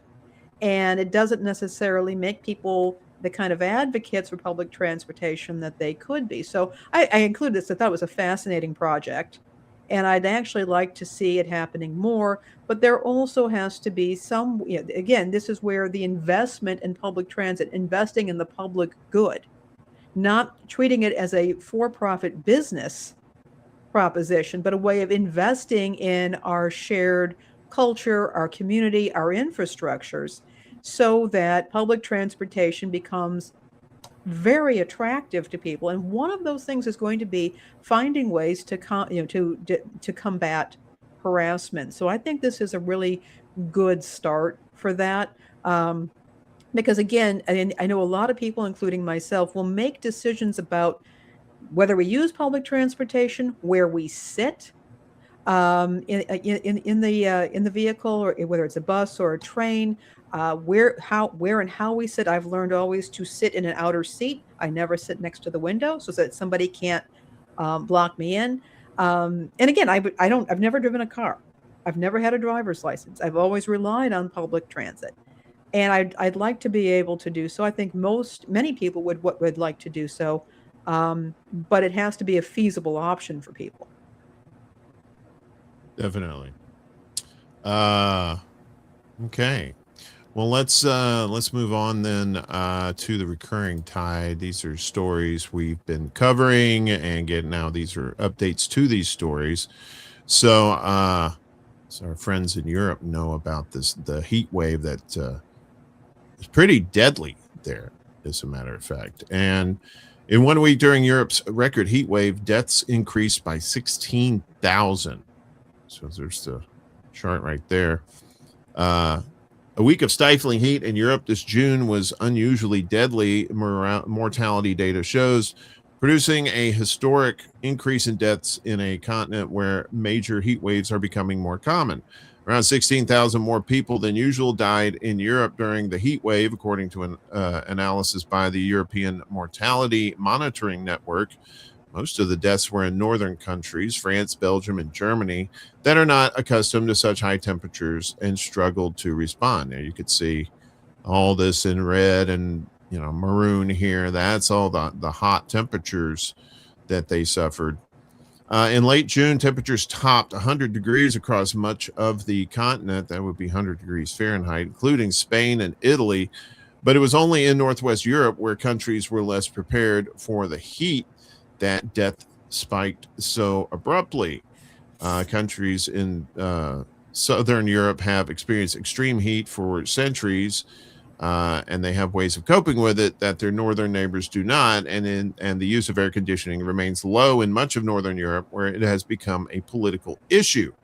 Deaths caused by extreme temperatures are difficult to measure directly, so researchers look at excess deaths, the number of deaths from any cause above what would be expected at that time of year based on historic trends. Usually, spikes of excess deaths are recorded in the winter when respiratory viruses circulate, but during the week of the June heat wave, there were more excess deaths than in any week last winter. Major deadly heat waves are rare in recent European history. One hit the continent in 2003, killing tens of thousands during, I remember that too. It was it was hot here too in the United States. During another in 2022, just over 16,000 more people than usual died in a single week in July, according to European Mortality Monitoring Network data, when it was the southern part of the continent that experienced the most extreme temperatures, with Spain reaching 115 degrees Fahrenheit. June ended up being Western Europe's hottest on record, and scientists warn that climate change may mean worse to come. The surge of deaths in countries built for a cooler climate pointed to the cost of not being ready for rising temperatures. Yeah, and it just seems like, as Bob Dylan says, the times they are a changing, particularly when it comes to heat and cold too. But these summers, like Lainey was talking about earlier in the show, how the South has become, the South part of the United States has become particularly more extreme, and seeing that in Europe is pretty shocking too. It is, and the one thing we've also talked about before on previous shows is that a lot of homes in Europe and UK do not have air conditioning. They're not really set up for that. And in fact, many homes in, like I think it's in the UK, are set up to keep the heat in, which makes it even more difficult for them. But they're just not prepared for this. I don't know that they have, in the US, I think we have better awareness about, it's not great, but about better awareness about heat exhaustion, heat stroke, and what can happen there. I don't think that's happening over there. And Europe is just not prepared for this. When I saw this, I found that Hawk, he's a YouTuber, he was talking about it. And then I went and looked it up, and I found this in the New York Times. I saw what was going on. And I said, oh my gosh. This is simply awful. Yeah. I mean, New York State has been classified as like a, what do they call it? It's like a jungle type environment now. But there's another name for it. I can't remember it off the top of my head, but the thing here in the United States is the northern states are starting to see increasing numbers or amount of days that have these hot temperatures, here in Illinois, and that we just received record number of tornadoes in the state. And of course, that has to do with, high temperatures and, different various weather things that go along with that. I mean, Bill, you saw that in Indiana, a lot of flooding there, and of course we were talking about Gary, Indiana, in the northwest corner of the state. They've been out of power because of these storms, and a lot of the stuff that we're seeing, it hasn't been seen in, maybe it was freakishly in the past, and now it just seems more regular. I'm going to speak from the perspective of a gardener too. I've come to call it global weirding, because in places like where I live, it's not that the temperature is all hotter all the time, but there are wild swings which confuse my vegetables and flowers during the course of the year. And it's not a crisis yet, but if that continues and is exacerbated, it's going to become increasingly difficult to grow certain types of things here outdoors. Yeah, definitely. And yeah, that I'm glad you mentioned food, because it's affecting their food as well over in Europe, as EU is facing food crisis. So agricultural producers across the European Union have warned of sharp drops in yields after Europe has been hit by successive heat waves this summer. Economists have said the losses are likely to push food prices higher in the coming months. June and July were the hottest on record in Western Europe, according to the EU's Copernicus Climate Change Service, which has warned of a continued risk of heat waves affecting much of Europe through August and into September, too. In France, one of the EU's largest grain producers, groundwater reserves were severely depleted across much of the country by early August, according to the National Geological Survey. Prince de Bretagne, a major growers cooperative in Brittany, warned last week of a historic vegetable crisis. It projected yield declines of 40% for peas, 60% for broccoli, and between 50 and 100% for artichokes this summer. Eric Legras, president of Yoninah, France's leading association of canned and frozen vegetable producers, said severe heat had also hit northern and southwestern France, describing the crisis as exceptional. Livestock farmers have meanwhile warned of a growing forage production deficit ahead of winter. France's National Committee for the Promotion of Eggs has estimated that heat waves have cut daily output by around 1 million eggs, while poultry farms have reported high mortality rates. In northern Italy, home to one of Europe's main rice-growing regions, water shortages have left some paddies completely dead, burnt, with the rice dried out, according to Coldiretti, the country's largest farmers association. Farmers in Spain have likewise reported considerable shortfalls in cereal yields, as well as cattle fodder deficits. The German Farmers Association on Tuesday warned that grain production would be 7% or 3.3 million tons lower than last year. The worst hit regions in the south of the country could potentially suffer total crop failures.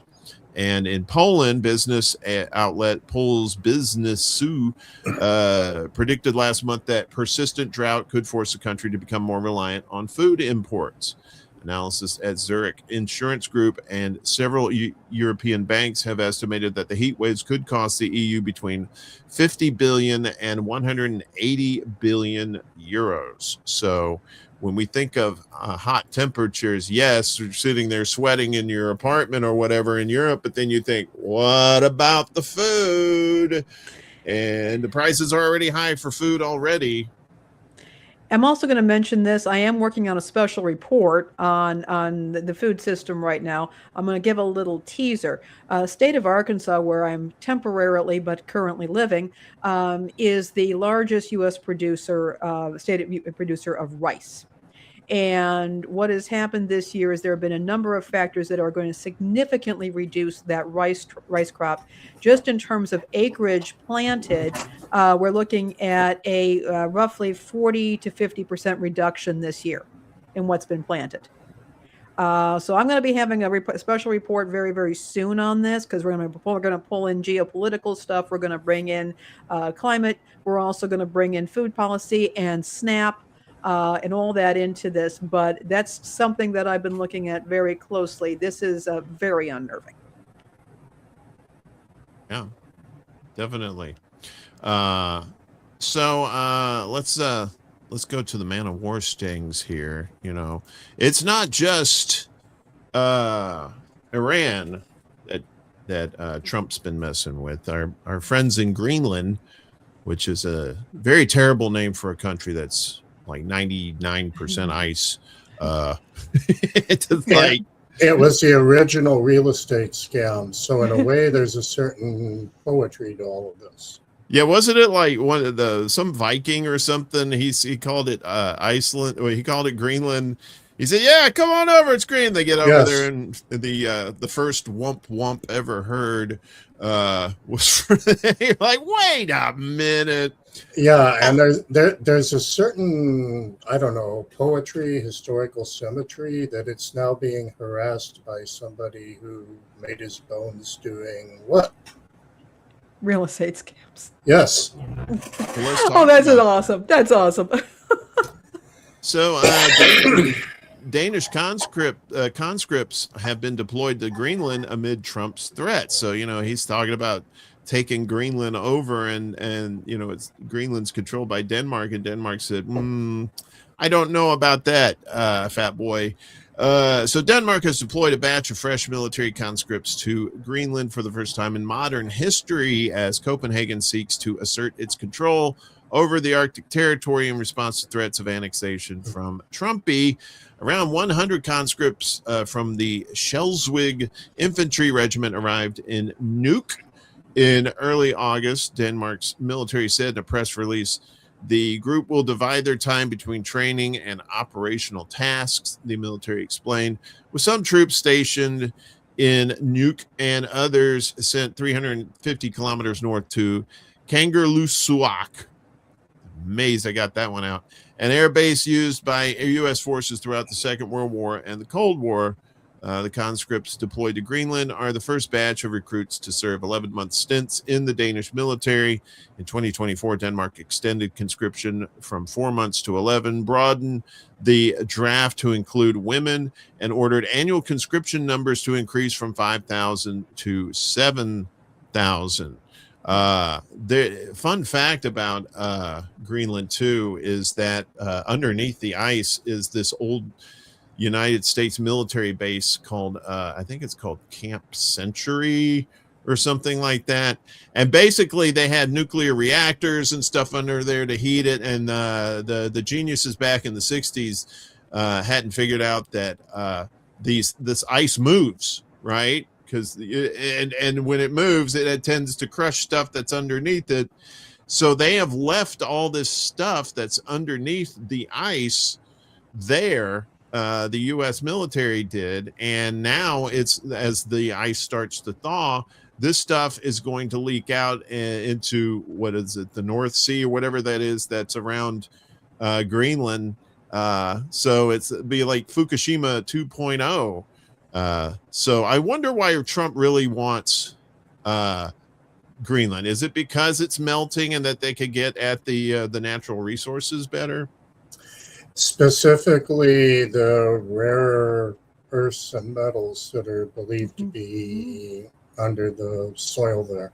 Right now, our military, and it's a dirty little not so secret, a lot of the technology driving it is dependent upon rare earths and metals that are not monopolized, but close to by, guess who? People's Republic of China. And the odds that we'll have a ready supply of that indefinitely are shrinking by the day, given our misadventures over there.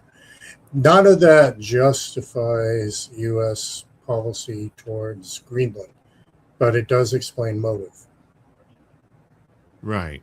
It seems like Trump thinks it's like an easy target, and that Denmark will just roll over and say, oh, sure, just, do whatever you want with Greenland. And it turns out Denmark said, we don't want you coming over here doing that stuff. Don't they have like oil refinery or oil wells there or something like that already? I know they have a U.S. base there in Greenland. I'm not quite sure what that's about, though. Oh, on paper, we can do all kinds of neat stuff by agreement with Denmark, just not waltz in and take over the place. But one only needs read Horton Hears a Hormuz to realize that Denmark might not necessarily roll over. So. Yeah. I will only say I was recently listening. Actually, it was a couple months ago. I was listening to, it may have been BBC. I'm not positive. Don't hold me to that. But they had a representative from Denmark saying, "Look, if the U.S. tries to take over Denmark, we will." And he was very clear that they were willing to defend Greenland. And hearing somebody from Denmark making these statements, I was at the gym, but I'll tell you, my blood ran cold when absolutely like hearing that. And he was dead serious. He was not being aggressive. He was very calm, very measured, pretty much what you would expect of a Dane. But there it was. And that it was very unsettling. Incidentally, in the world of shortwave, gratuitous plug on behalf of someone else, One of the links that I think is in the list that you shared was WRMI, which relays broadcasts from multiple other countries. But there's another world radio network that also carries it. There is a weekly show called Copenhagen Calling in English. Oh, okay. That is absolutely worth. It's not the official Danish government, but it's an excellent journalist, Ian Underwood in Denmark. It's absolutely worth following. I'm not carrying the schedule in my head, but you can go find it there. Great, thank you. Speaking of the Strait of Vermouth, as Scott Bessent calls it, our Treasury Secretary, the Strait of Vermouth. I really wish it was a Strait of Vermouth. I'd totally hook that up like cable. Iran it says, well, not only are you not going to conquer our country, we're going to off your people for cash. So Iran offers $30K bounty for unaliving or capturing U.S. soldiers. Yikes. Look at that right there. Iran's military announced on Sunday that it was offering a bounty equivalent to $30,000 for killing or capturing U.S. soldiers, with the reward doubled if carried out by a woman. I love that. They are trolling us so bad. I love Iranian trolls. This is awesome. Well, speaking of trolls, that so Trump basically said that the Strait of Vermouth, and that's what I'm going to call it from now on when I'm referencing Trump. I like straight vermouth. The Strait of Vermouth is U.S. territory, and so Iran came back and said, well, okay, so California is Iranian territory. So their troll game is pretty good. So Army Chief Amir Hatami said the plan had been drawn up following a large number of requests to participate. According to the IRNA state news agency, there has been no known deployment of U.S. ground forces in Iran yet during the Middle East war, with the exception of a rescue mission in April for a downed American airman.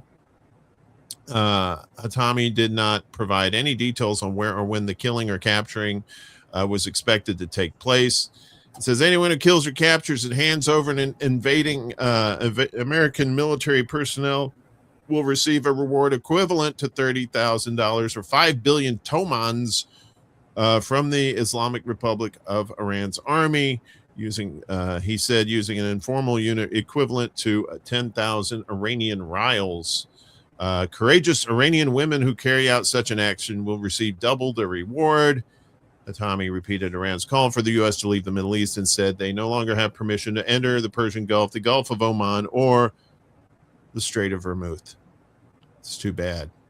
Because, I bet a lot of thirsty sailors there.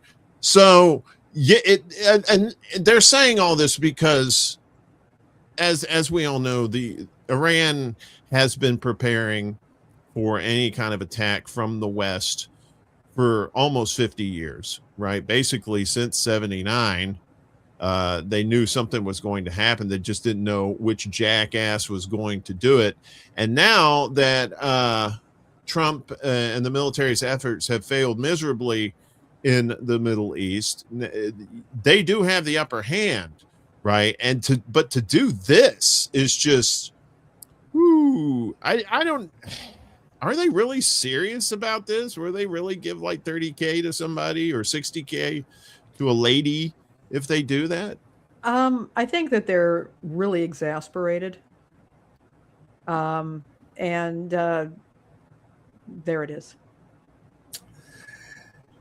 Going geopolitical on this, Iran has to look for a sweet spot where it hurts the U.S. enough to debilitate our appetite for war, but not so much that U.S. public opinion, which has largely been opposed to our not so excellent adventure, swings the other way.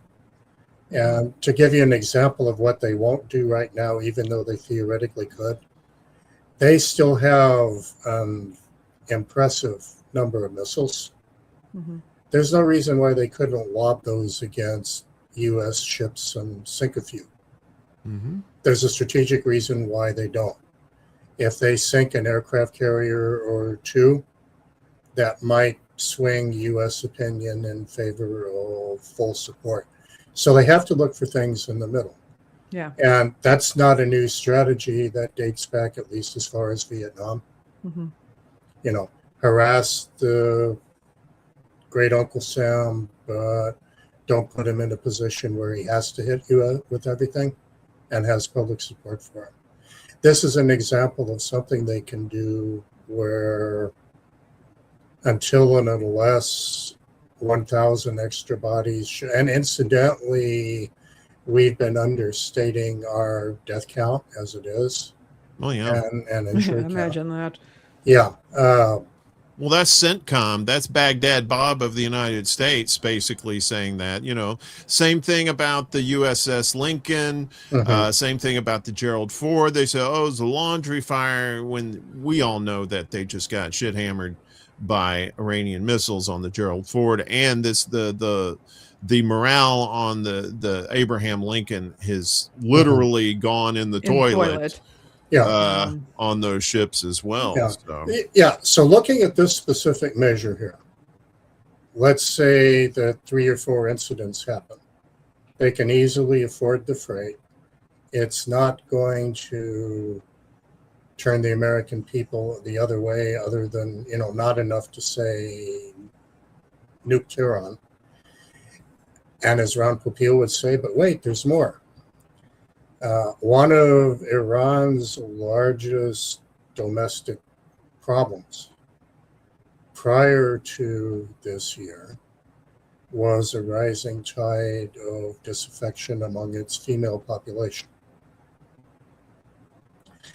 If they have an opportunity to put a couple of female Iranian heroes, as defined by the government, in front of the Iranian people, that's a double win for them. Mm-hmm. Mm-hmm. Mm-hmm. Yeah, they say, and they seem to be winning the propaganda war for sure. Yeah. Especially with those what is it, the Lego videos? Oh yeah, those were awesome. And they were paying attention. They saw that Americans loved it. Yeah. Yeah. And there's not, what, like maybe a third of the Americans here actually even approve of the war over there. So all those factors go together, and that, you know, now Trump is thinking, or somebody's thinking about putting 300,000 ground troops in Iran. It's like, oh, that's going to go well. Yeah, it's that's meat grinder time right there. And I'm pretty sure a lot of people are gonna, even more people are gonna say, hey, just shoot him with weapons from the sky. Let's not put boots on the ground. Especially after he had promised, you know, before he even got elected, that he wasn't going to start any wars. But Trump lying, wow, that's a shock. Meanwhile, speaking of Trump, let's go to the press pool and his stooge over at the FCC. Looks like more time in court. ABC sues Trump's media regulator over demand for TV license renewals. So this has been an ongoing thing, but ABC has sued the FCC, arguing that it's being retaliated against for content-based reasons in a move it warns threatens the independence of the press. The network filed the lawsuit on Tuesday after being forced to apply early to renew its license to broadcast on the 8 local television stations it owns. It's waiting to hear whether the Brendan Carr-led FCC approves its renewal request, or more likely holds a hearing on their merits. Late last month, a group of prominent former FCC officials, including key staffers and commissioners appointed by both Democratic and Republican presidents, issued a warning in a filing that the agency is trying to send a chilling message to broadcasters after forcing ABC to apply early. Conservative organizations, including the Center for American Rights and the Media Research Center, filed petitions urging the FCC to deny the renewals, arguing that the network's journalism is politically biased. ABC also still faces an FCC investigation over the daytime talk show The View for a potential violation of equal time rules, an inquiry that remains open. So are we going to see more of these lawsuits, not just from ABC, from maybe like the the other mainstream media outlets as well? Yeah, I mean, he's so deep into it. This is it's shameful. It's embarrassing, and it's happening at a time when the last thing we really need is interference with broadcast media. But really, this is so disgraceful. It's hard for me to remain calm. We've been covering this for a while. With the interference, the language, we can do this the easy way or the hard way. This is blatant interference with broadcast media, and it's we're going to have to watch it play out in court. I am glad to see the big, the mouse and all that. I'm seeing them all fight back on this because smaller broadcasters don't stand a chance. Yeah. Yeah, Neo Caligula has done something I would have thought impossible in the past, which is he has me cheering for the mouse and its exactly. and its predatory legal department. Yeah. And an interesting fact that isn't emphasized enough in this mix is that a fully staffed FCC board is supposed to have 5 people on it. Yes. It currently has 3. Yeah. And right now there is they do have the quorum, but they're supposed to have 5, and you're supposed to have usually it kind of even, you have it so that people can actually vote against each other. There is somebody, it's one of Brendan Carr's, I want to say one of his assistants. We reported on it last week, who's being proposed for this. And Anna Gomez, who I think I've mentioned, I did interview her. I've met her. She's the lone Democrat on there. Very intelligent, very principled woman. She's holding out, but again, she may be shoved out. It's really quite something. And that's actually some idea for maybe my doing a sideshow on I shouldn't say sideshow, though it's what it's turning into, but doing a special program kind of explaining how the FCC is organized. It's kind of interesting. One thing that ended up surprising me, and that's hard to do in my old age, is that when Carrie Lake got bounced from USAGM's periphery, I'm surprised that she wasn't hustled over to the FCC, given her limited broadcasting background was what got her attached to USAGM in the first place. Sure. Maybe she really wanted to go to Jamaica. I don't know, but that's that was a move that didn't happen that I was half expecting. All right. Well, let's talk about another big giant broadcast medium with Cumulus here, as Gaines and Rose exit Cumulus's KFRU Columbia. As Cumulus Media continues its culling of local personalities at its stations across the country, the majority of those being let go served at music outlets, but there have been talk hosts also getting pink slipped, including KFRU, Columbia, Missouri talk hosts David Gaines and Simon Rose. Gaines posted to Facebook, as of this week, I'm no longer with Columbia's heritage radio station, KFRU. Corporate downsizing, the elimination of Cumulus Media positions nationwide hit our market this week. That's the nature of this business. Despite this setback, I'm writing this with a sense of gratitude. These past 18 years have been such a wonderful stretch of my career. I've worked with so many talented people. Rose's wife, Jenna, posted to Facebook, Simon Rose has come to the end of a legendary run in local radio. He weathered plenty of rounds of belt tightening over the years, but this time was the one he didn't survive. The hardest part for him isn't the ending itself. It's that he didn't get the chance to say a proper goodbye to the listeners on either station. He wants them to know how much being part of their lives has meant to him. They have been with him since before we were married and took daily interest in him and our growing family. I'm very familiar with Cumulus. They own stations across the country, and we actually competed with a Cumulus station or two back in the 90s. We were seeing the writing on the wall when it came to corporate radio and what its influence was going to be. And now it seems like I don't know if this is cost cutting or if this has anything to do with anything else. It sounds like a cost cutting measure to me. What's going on? I want to say that Cumulus has been in on a bankruptcy. It's going into another bankruptcy. I want to say it's been like 3 over the past decade or so. One of the things that needs to be kept in mind is that this latest reorganization is seeing an effort, and which may very well be approved, of Alden Global Capital coming in and buying some of that up. That's a private hedge fund that has been destroying newsrooms all over the country. They go into local newspapers and they gut their news departments because, of course, they're a hedge fund. It's not their role is making pure profit. They're not even a for-profit media company. They're not associated with the profession of media. So I think that that's something that people have to keep in mind here. One other thing I want to say, Simon Rose was one of the, at least at one of those stations, was one of their first. He was one of the founders. I think he was there for over 30 years.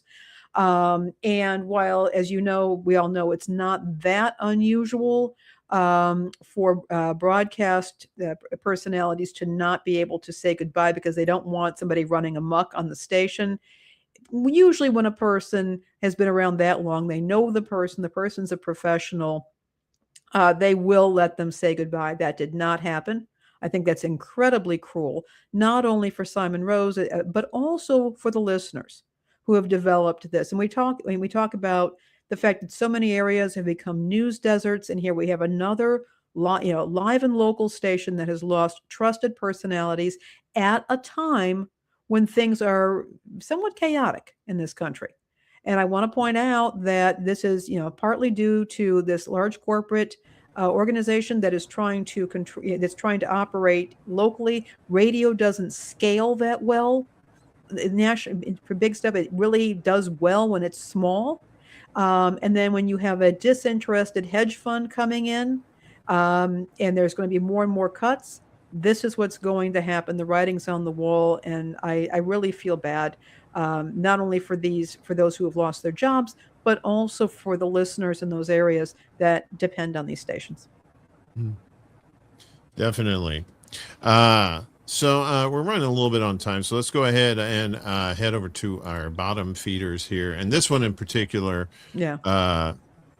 is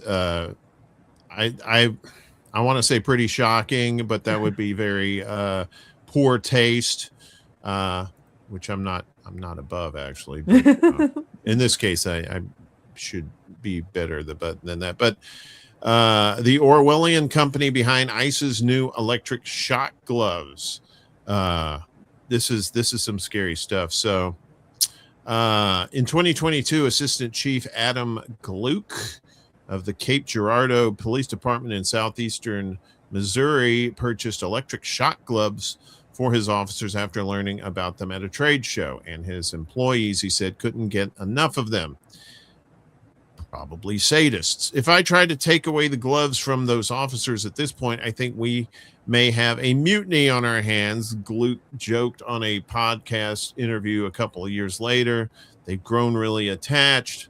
Yeah, I'm glad you can joke about stuff like that. The shock gloves, he went on to explain, allow their wearer to inflict pain without leaving the sort of marks that could look bad to witnesses or leave an officer vulnerable to lawsuits. In today's society, everybody's filming everything. Everybody has a cell phone, Gluck said.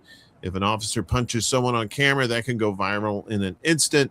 Even a standard taser leaves puncture wounds, but the glove is low optic and it looks better on video and it looks better to those witnesses. With a glove, you can achieve all kinds of fascism. With a glove, there are no burn marks or scars. The gloves, manufactured by a company called Compliant Technologies, that doesn't sound dystopian, have been used by police, sheriffs, jail wardens, and even school resource officers for years. They've been described by groups like Amnesty International as readily misused for torture. And this week, ICE published a plan to order $20 million worth of the gloves right there. The device is called a glove. Wow, that's original. Which stands for Generated Low Output Voltage Emitter. It looks like a regular padded black utility glove, but when the wearer presses a small button on the glove's wrist, it produces a painful electric shock. There's the button right there. We have a saying, feeling is believing. Compliant Technology CEO Jeff Nicholas said in one 2022 YouTube video. In promotional clips, you can see people losing control of their limbs, falling to the ground and crying out in pain after a light touch from the glove. In 2022, the company called it a weapon in Instagram posts. Since then, though, it's downgraded the language to a conductive distraction and de-escalation device, branding the technology on its website as humane. Oh, is it really?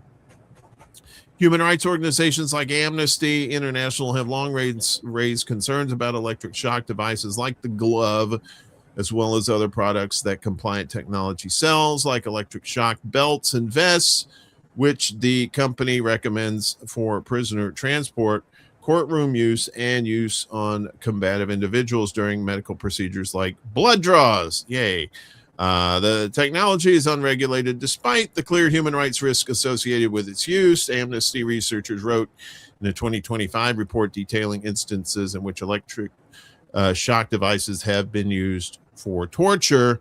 The report ends with a recommendation that countries cease use of, decommission, and destroy any stockpiles of such prohibited electric shock weapons. So, but of course, the United States says, more, please. To which I respond, okay, carry a bucket of water with you. And when they turn those things on, sploosh. Oh, oopsie sauce. I bet that hurt. Although I don't know how that would work, but here we are. Yeah, I was pretty dismayed when I found that story. Yeah, it is. It's the mirror universe there, Chuck, from Star Trek, where, it's like, what do you, the main purpose isn't to control people. The main purpose is to get away with hurting people. It seems like that's what the, assistant, police chief or whatever says, like, you can get away with shocking people with these gloves, better than you can with tasers. Wink. I remember hearing years ago about one thing that cops would sometimes use. This was back when we had the old yellow pages, but phone books. They would hit people with phone books because they didn't leave marks. Yeah. And they just found ways of doing things that didn't leave marks. And when I read, it's so disturbing. And then for this police chief to be joking about and say, "Hey, I'd have a mutiny if these guys can't get enough of them." These crazy psychos would kill me if I took away their torture devices. so we gave them a badge and a gun too. I know, right? And it's like, this is in what was it? That was in Missouri too, and very, very red state. So if you live in Missouri and you're condoning this, shame on you for sure. Oh, there were certain Chicago law enforcement employees past that would have loved to have had that. And in fact, an equally disturbing aspect of this is that it's inevitable that some of it will find its way into the secondary market. Sure. And end up being used for regular garden variety crime. Yeah. As well as government-sponsored torture. So, who knows? Maybe Perrier will become the next Molotov cocktail. I guess we'll find out. Yeah, you make a good point of that going into the private sector and criminals getting a hold of these things and using them for nefarious. Because that everything else, like whatever the cops have, a lot of times they'll end up in private hands too. What's to say these won't end up in their hands as well? No pun intended. Well, pun intended, maybe. We sometimes forget that while there are plenty of law-abiding, upright, morally sound law enforcement officers, there are also dirty cops, ones that, even without being corrupt as we would define it, are prone to excess, and ex-cops. There are a lot of places that these devices can leak out to people that even fans of the gloves would concede are not desirable customers. Coming to a govx.com near you, probably, because that's where all the other military and government stuff goes to. We always like to leave you on a high note. Instead of shocking hands, how about shocking prices for old-fashioned drinks? Not like drinks that are old-fashioned, but the actual old-fashioned. It's a 2026 price map. What an old-fashioned costs on average in all 50 U.S. states. So you have like here's an actual map here. Let me just get that to it. Ooh, that's a big old United States. So fashions in every state. Seems like if you're into that sort of drink there, if you're like, 90 years old, they're the states with the most expensive old fashions is Nevada. That makes sense with Vegas, Hawaii, New York, Vermont. Where's that Vermouth? And Utah. And the states with the least expensive old fashions: Wisconsin, Nebraska, Mississippi, Iowa, and Oklahoma. And we need to keep in mind that a Wisconsin old fashioned, in some cases, is made with brandy. So it's a very different sort of a drink. In fact, even if you go to some northern Illinois restaurants that are push up against that border, if you order an old fashioned, you may be offered a brandy old fashioned. Yes, and you may be offered a walker and a pair of Depends undergarments too. Yeah, that too. In Utah's case, I can see this as a supply and demand issue because they have a lot of restrictions on alcohol service too. I don't know what it used to be. It used to be to buy liquor, you had to have a membership at the restaurant, and you had to pay for it. It was crazy, but yeah. So if you want your old fashioned, head up to Wisconsin, or if you're down south, go to Mississippi, and out west it's Iowa, Nebraska, and Oklahoma. But I remember when mixed drinks were nowhere near that, and oh yeah, you go to a bar now, those things are just like through the roof. That's why a lot of people do the old pregame at the house, right? Do. They get their drink on and get nice and lit at the house, and then they'll end up at the bar and have something to sip on for the rest of the night. That's how you have to do it in this economy, folks. And it used to be in Las Vegas, the drinks were cheap, but after the mob broke down and they got the corporations came on in there, and then everything went sky high. Yeah, well, Vegas did just go ahead, Bill. The mob understood that getting you pasted was a loss leader. But corporations need ROI on absolutely every piece of the product chain. Indeed. Or Absolute itself, the alcohol. You see what I did there? What you said, absolutely, and I saw what you did there. No, I'm sorry. You probably wish you were Stevie Wonder there. We didn't see it. No. That's fortunately for you guys. Well, you don't get to see me again today. So we're done. Bill, we appreciate you coming on. Do you have let me go ahead and get your website up here. Okay. And so tell us about your website, tilfordproductions.com. That's actually more of a business site. If you're looking for my program specifically, there are 2 Facebook pages where you don't have to log into Facebook to see them. And one of them is from, it's okay to go to that site, Tilford Productions. Can you access those Facebook sites from here? There's a Facebook link at the bottom of it, There's also, I'm putting them, they're also in the show note newsletter, the Substack, and I'm putting the link in there that will take everybody to what they need to get to. Yeah, because my primary website does not carry program schedules. The Facebook pages do them. Okay, so that's the business site, but that'll link you to the other sites as well. Right. Uh, And yeah, what the website will do is show you the different recordings I've been involved with, which you might Right on. want to go out and enjoy as well. So cool. Anything else before we get out of here, Lainey? Any final thoughts?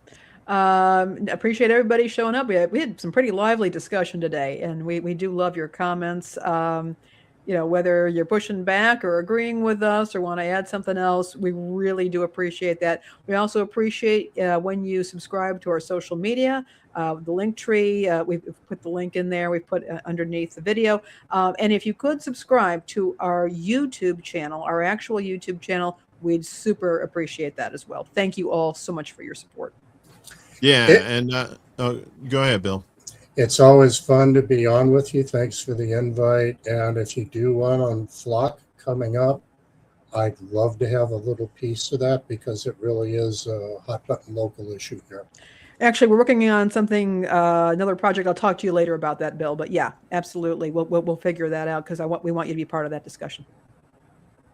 Yeah, so we're on several outlets now. We're on YouTube, Rumble, Facebook, Instagram Live, but you can catch our clips also on those sites as well as TikTok too, whenever they'll allow you to show some of the truth to people. So a lot of times they don't. But also in our descriptions down below, we have our mutual aid links to, if you can donate or share out the links, that would be great help to people in our community. And as always, I appreciate everybody that shows up live for these shows. If you're watching us later, we appreciate you as well. Otherwise, you'll see me again this Friday morning for Morning Extra and the Secret Show on Saturday night. Come out for that. Should be a good time most of the time.